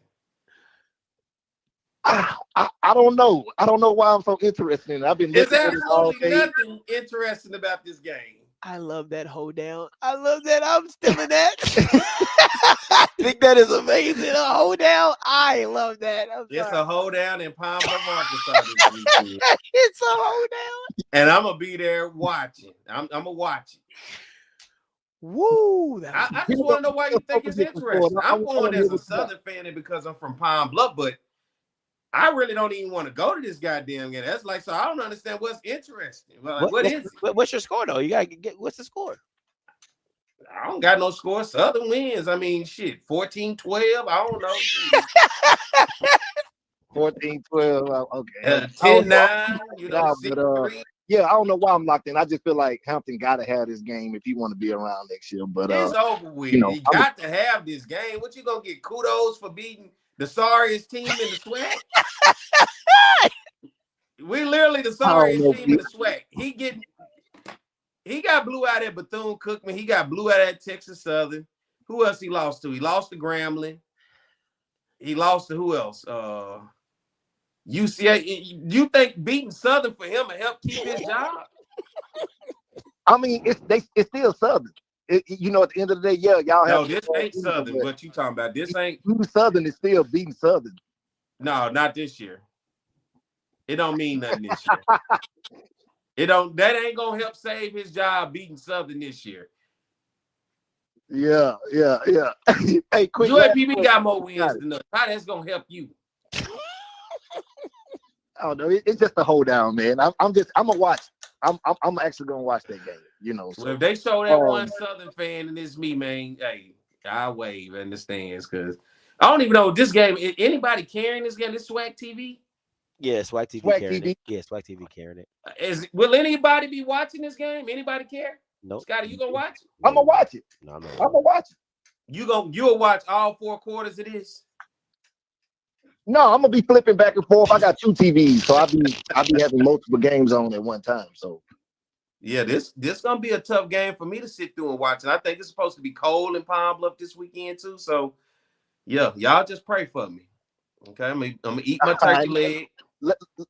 Last question to Scotty. What's up? So hypothetically speaking, because I know this is not gonna happen, but if Ed Rob go down to Houston and lose this game to PV, is he on the hot seat? Do you put him on the hot seat? Do I put him on the hot seat? I don't know how you can. The Scotty in me would say, hell fucking yeah, because you ain't won shit, right? Like that's the Scotty in me, right? But the HBCU, transplant in me would be like, how can you be mad at him for, he's literally had a winning season every single season. You know what I'm saying? And has beat Jackson in, one of his years here. Hasn't lost a Magic City Classic. You know what I'm saying? It's hard. It's a hard sale. Now for me, I would say you're kind of like turning your feet in, you're kind of like turning in mud because it's just not all clicking. But for HBCU, they'd be like, we're just fine. We're beating our rival, we're winning games, it's competitive, I don't see them letting them go. Me, yeah, I let them go, but because I'm like, because you haven't won a big game, like outside of what the Southern game, and we now realize how bad Southern is. That game, it's how like let's keep it a buck in FBS. That game wouldn't mean anything right now. You get what I'm saying? Like Southern would be ranked. Right. Let's say Southern was ranked 15. You ranked 18. You beat them. You've never beat them in the last 4 years. Now you 5 weeks into the season and they ain't won another game. That win don't count. Let's just give it a buck. It would not count, right? So you got to look at it in those lenses. Like, how much does that win really mean to the program now? Like the game you were supposed to win that you had on the 2-yard line, you lost. He wins that game, he's good for another 4 years. It's not even a question. You know what I'm saying? Yeah. And that's the issue. And that's the reason why I asked this, Scotty, because this game holds just as much weight or merit as when he played us. Absolutely. So it'll come down to like, yeah, he's a winning coach, but he cannot win the big games. So, and we've seen coaches get fired for that. But I'm definitely gonna lock into it. I know Bama State gonna knock them across the head. They probably gonna beat them. Jay. Now that you say it, I'm being honest. Now that you say it, I would let him go.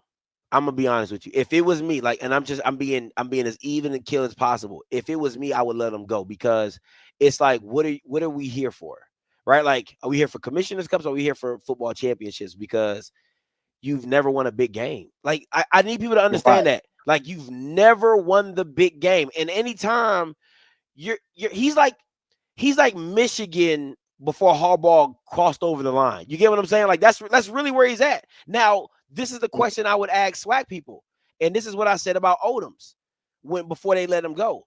You can't get mad at the guy being at the door and not getting through the door, like, because it's hard to be at the door. It is.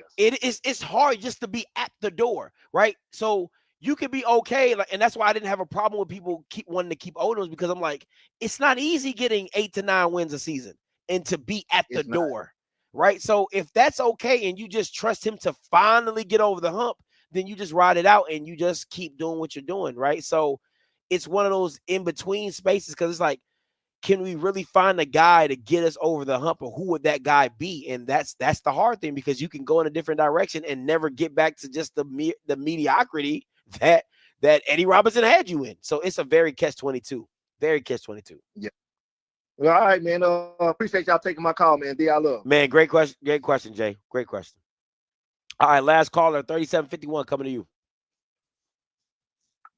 Hey, what's going on, fellas? How you doing? What's good, man? What's your name? Where you calling from? Hey, you know who it is, MEAC Mike. Hey, what's up, MEAC Mike? Man, can I build tonight? Dog, you got the floor, my boy. You absolutely got the floor, MEAC Mike. I'm not no Division II All-Star. I'm not no CIAA legend like Josh, right? I don't have no LinkedIn, no Indeed playing resume, Scotty. But I did diagnose that North Carolina Central ass whooping, Scotty. I did diagnose that, Scotty. You did. Scotty, check this out. You know what's the sad part about it? Delaware State beat them with their C game. Delaware State didn't even bring their A game to do them, right? And they were still able to dominate the trenches and win the game, right? So let's touch on this thing called expert, right? The little black Rudy from North Carolina Central that walked on North Carolina Central. He loves coming from my football acumen, talking shit to me, right? But check this out, Scotty. How can you be an expert and you don't know shit? How can you be an expert and you don't know shit, Scotty?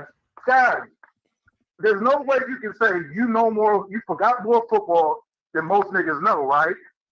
But you watch film and you can tell that Delaware State was a solid team. There's no fucking way, Scotty.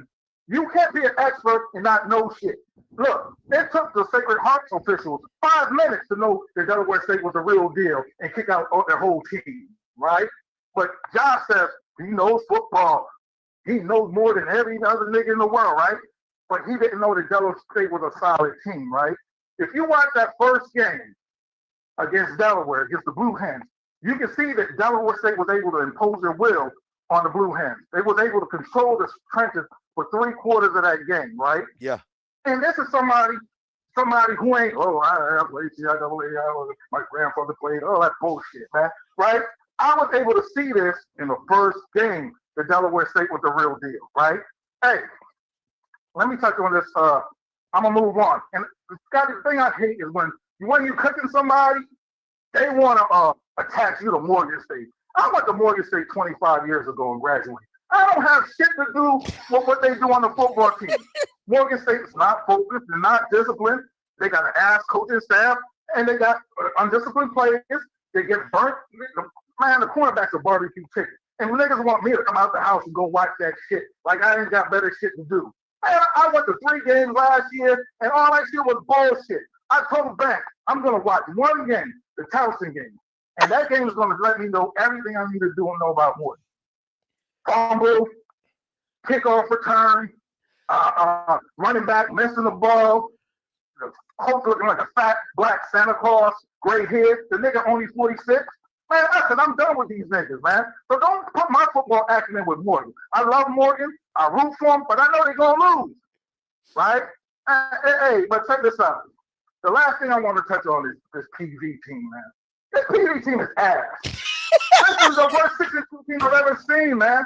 Everybody is done, man. I might put, man, $500 on Alabama State. They're going to blow them the fuck out. They're terrible. Check this out, man. Listen, man. Hey, that's all I got to say, Scotty. I love you guys, man. That was a great interview with Coach Washington, man. Y'all keep doing what you're doing, man. I'm going to stay in the chat, Martha, and I'm going to big you guys up. Hey, but always remember this, Scotty. Some shows you listen to learn. I learn on this show. I learn on the Coach's Corner. And some shows you listen to laugh. When I watch HBCU lately, that's the laugh. When Richard Pryor comes on, I laugh. All right, peace, man. Have a good one. God bless. God bless, man. Mike. Listen, man. That's the energy I expect from your boy from NCAT. A&T Roy. That's the type of energy I expect from him. Listen, let me just say, so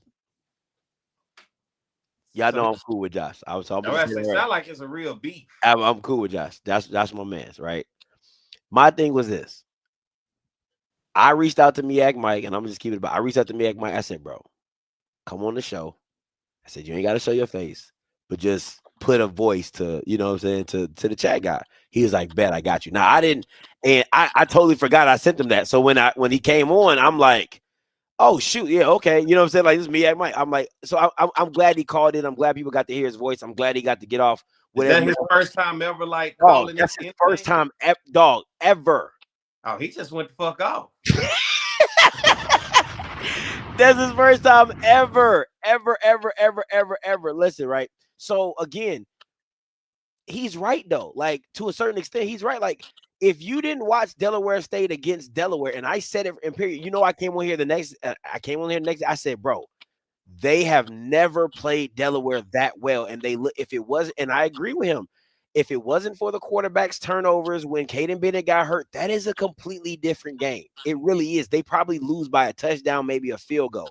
But if you didn't, all you had to do was watch that game to say like, oh, this is different. Dell State is different. And as they've played better competition in NCCU, the game, honestly, the game is not, it wasn't a hard pick, if you're being honest. It was just, could Delaware State get something from the passing game, and can they make some stops? If they could make some stops, and exactly what me and Mr. Campbell said, if they can make, and Zoe said the same thing, if they can make some stops and get something out the passing game, they win the game.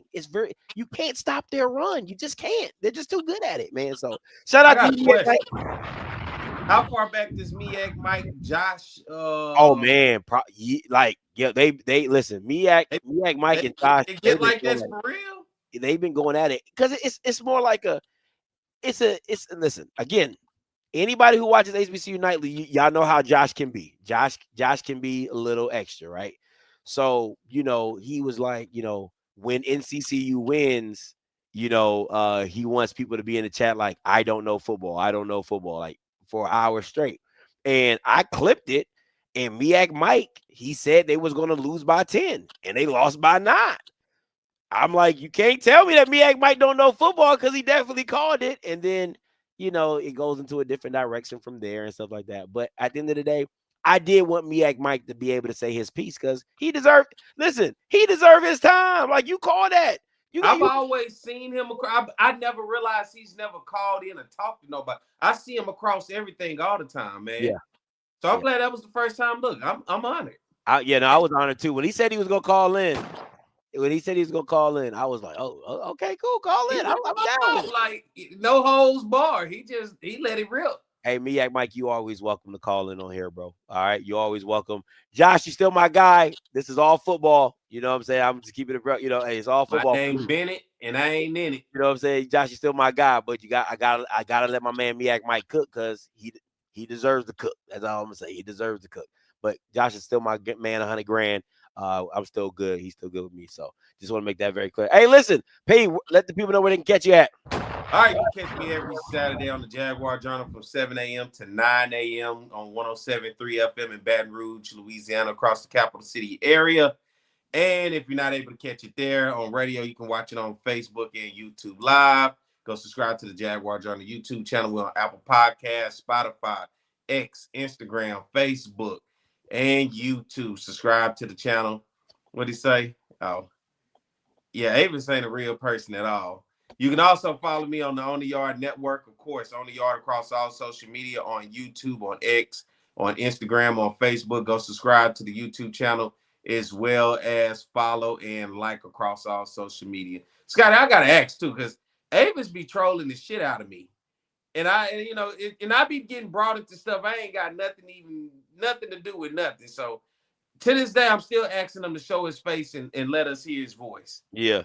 I almost got to see him when I went to the Southern Heritage Classic. But you gotta unlock a secret level or something for his ass to pop out.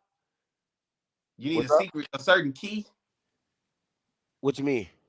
You said you almost got to send. Yeah, somebody was like, "Hey, do you want to meet Avis?" And I was like, "Yeah," but then when we walked over there, he wasn't there, and then I had to go and do my thing. So it is what it. Listen, man, ain't nobody who's selling bean pies gonna troll me. Okay, have y'all seen a picture of Avis? Like, no, what does he look like? You never seen a picture of him, bro? The picture I thought I saw I thought it was something else. I don't know what he looked like at all. He looked like he sell bean pies. Like the picture I saw, he had like the Muslim turban jank on. He had a 6X jersey on, and like he sell bean pies. Like, and again, like, bro, listen. If he troll, he troll. Like, it just is what it is. He's a troller, and you gotta. He's a troller. He's a professional troller too. He does, bro. Yeah. I told they should have never gave them niggas internet in Mississippi, boy, because look, he don't know what to do with his time. And I mean, they've been looking for him this week. Where has he been? They was looking for him after that Jackson State. I heard the airport was a real somber place Sunday morning for Jackson State fans flying out of there. They were hurt.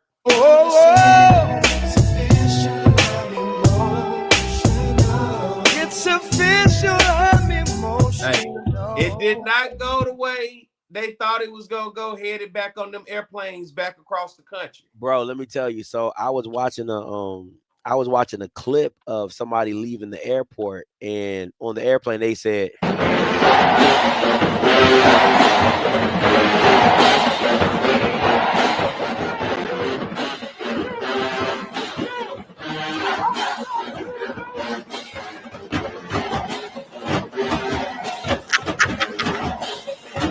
"Hey, listen, I never been." Them Grambling flights was jumping, wasn't it? Hey, it was turned on them Grambling flights. Yeah, all you hear is boom. Yeah, can I get another drink over here? Oh yeah. It was like, boop. Can you play that one more time? Hey.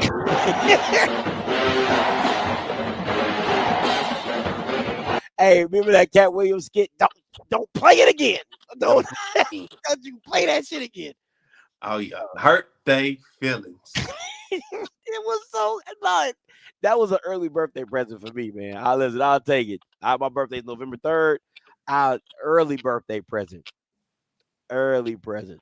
They get to brag for a whole nother year. A whole nother year. 2 years. I saw something so crazy. They was like, well, the last time Grambling beat us, we went on to win the Celebration Bowl. Like that propelled y'all into a situation or something. Because last year it wasn't a conference game, so we haven't lost a conference. Yeah, okay. Grandma's like,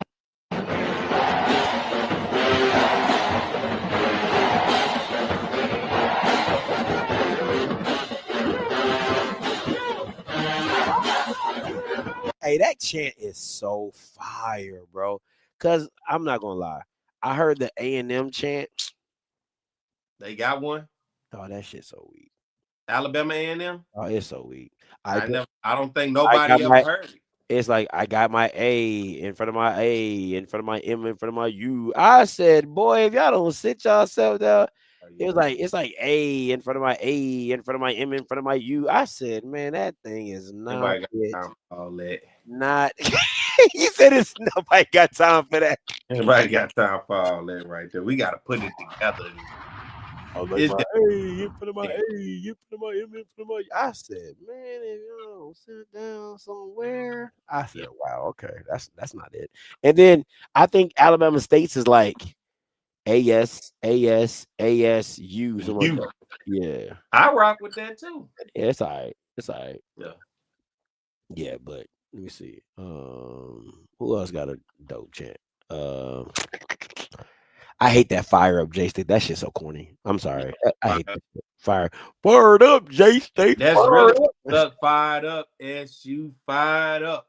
Woo! You know they steal everything. They stole that too. I guess so. I'm just gonna say that, but I don't know if it's true or not. But I believe it because you know how if you lie, you'll steal. If you steal, you'll kill. Listen. They stole Grambling's Rock the House. They stole y'all's. Dog, them Bama's be them Bama's. I'm just gonna say they stole it. I'm just gonna hey, I'm gonna roll with that. They stole the fire up. SU fired up. They stole it. They stole it. Yeah, they stole it. I'm gonna give it to you. Yeah, they ain't gotta tell me. Can't tell me they ain't any different. Can't get me to believe it. They took it from us. Love it. Alcorns. What's Alcorns chant other than the whoop whoop whoop whoop? That's all they got. I love that joint. That joint's tough though. That joint's tough. Got that one song I know when I'm getting my ass whooped. It's called Funky Stuff. Oh boy, when I hear that, oh boy, I done heard that too many times in my life at Southern. That's a good old fourth quarter ass whooping. Look it up, pull it up, you'll find it. Start with the tubas. It's Alcorn. It's called Funky Stuff. When I hear that song, it's time to go ahead for the exit. Hey, I swear, every time. Oh man, let me see. Let me see if my boy Smash got it. I ain't gonna Alcorn State Funky Stuff. Smash, you ain't got it. I'm looking. I see a whole bunch of, but you ain't got one. So I'm gonna just play this one. It's MF Cool production. So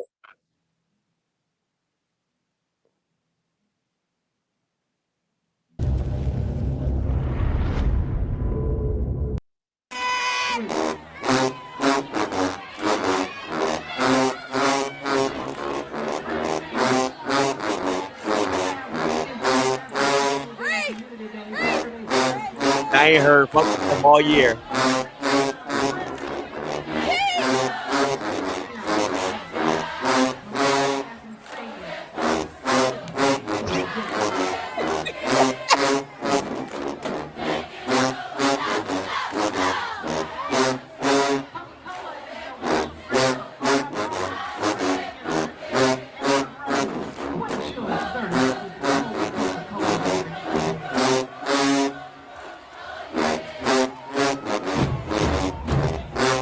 That's it. They'll play that shit the whole fourth quarter though. Are you serious? Oh, when I hear that, the game over with. No, we getting our ass whooped. When they pull that one out every time, bro, I know it's time to go. And maybe other schools don't know what that's like, but Southern, you know what that's like, especially going on the reservation. As much as we've got our ass kicked, you know, when they pull that one out, yeah, it's a tough day for Southern, boy. It didn't look good for us. It's already over. Listen, man, if it's only one reason I would ever go to Alcorn.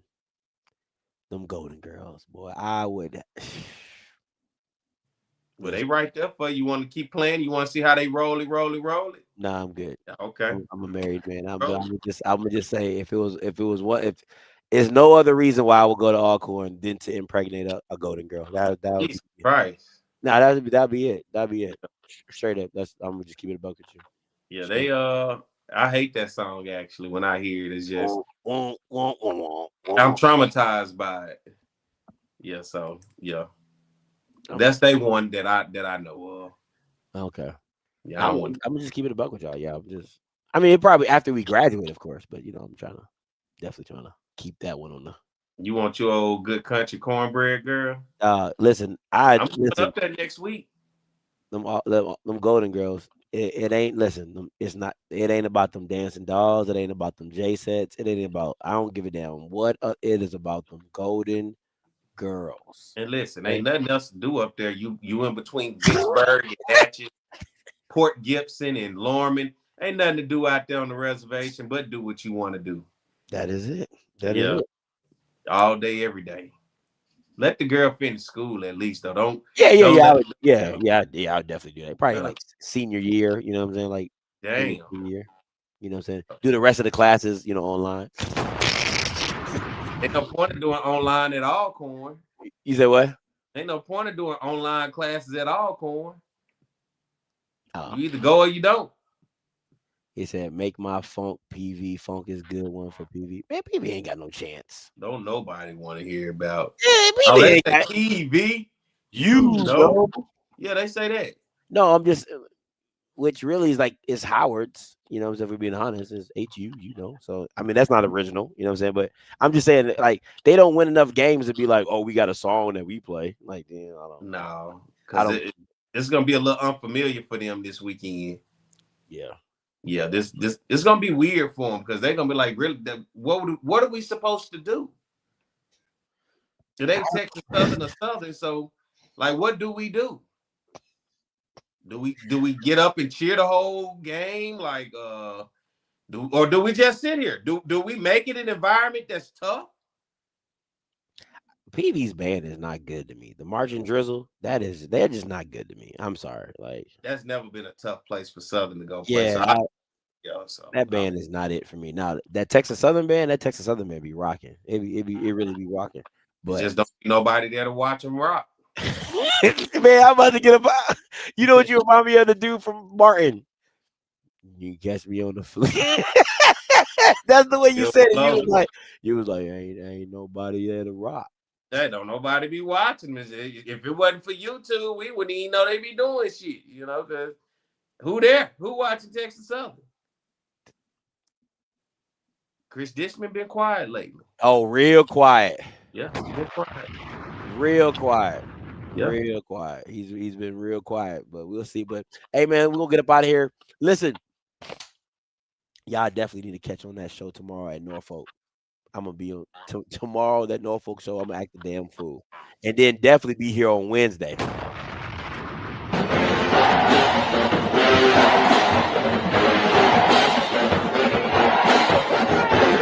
If you're not here on Wednesday, I don't know where you need to be. I don't know where else you gonna be. You got All a right, week listen. shenanigans in front of you, don't you? Oh, I'm about to act a donkey. Okay. Thank you Because for being civilized tonight, Dean. oh yeah, I was so. Wednesday. Wednesday. I'm gonna act the damn fool. Oh, I'm gonna act the damn fool. Listen, I'm gonna tell you right now. If you're a Jack State fan, don't tune in.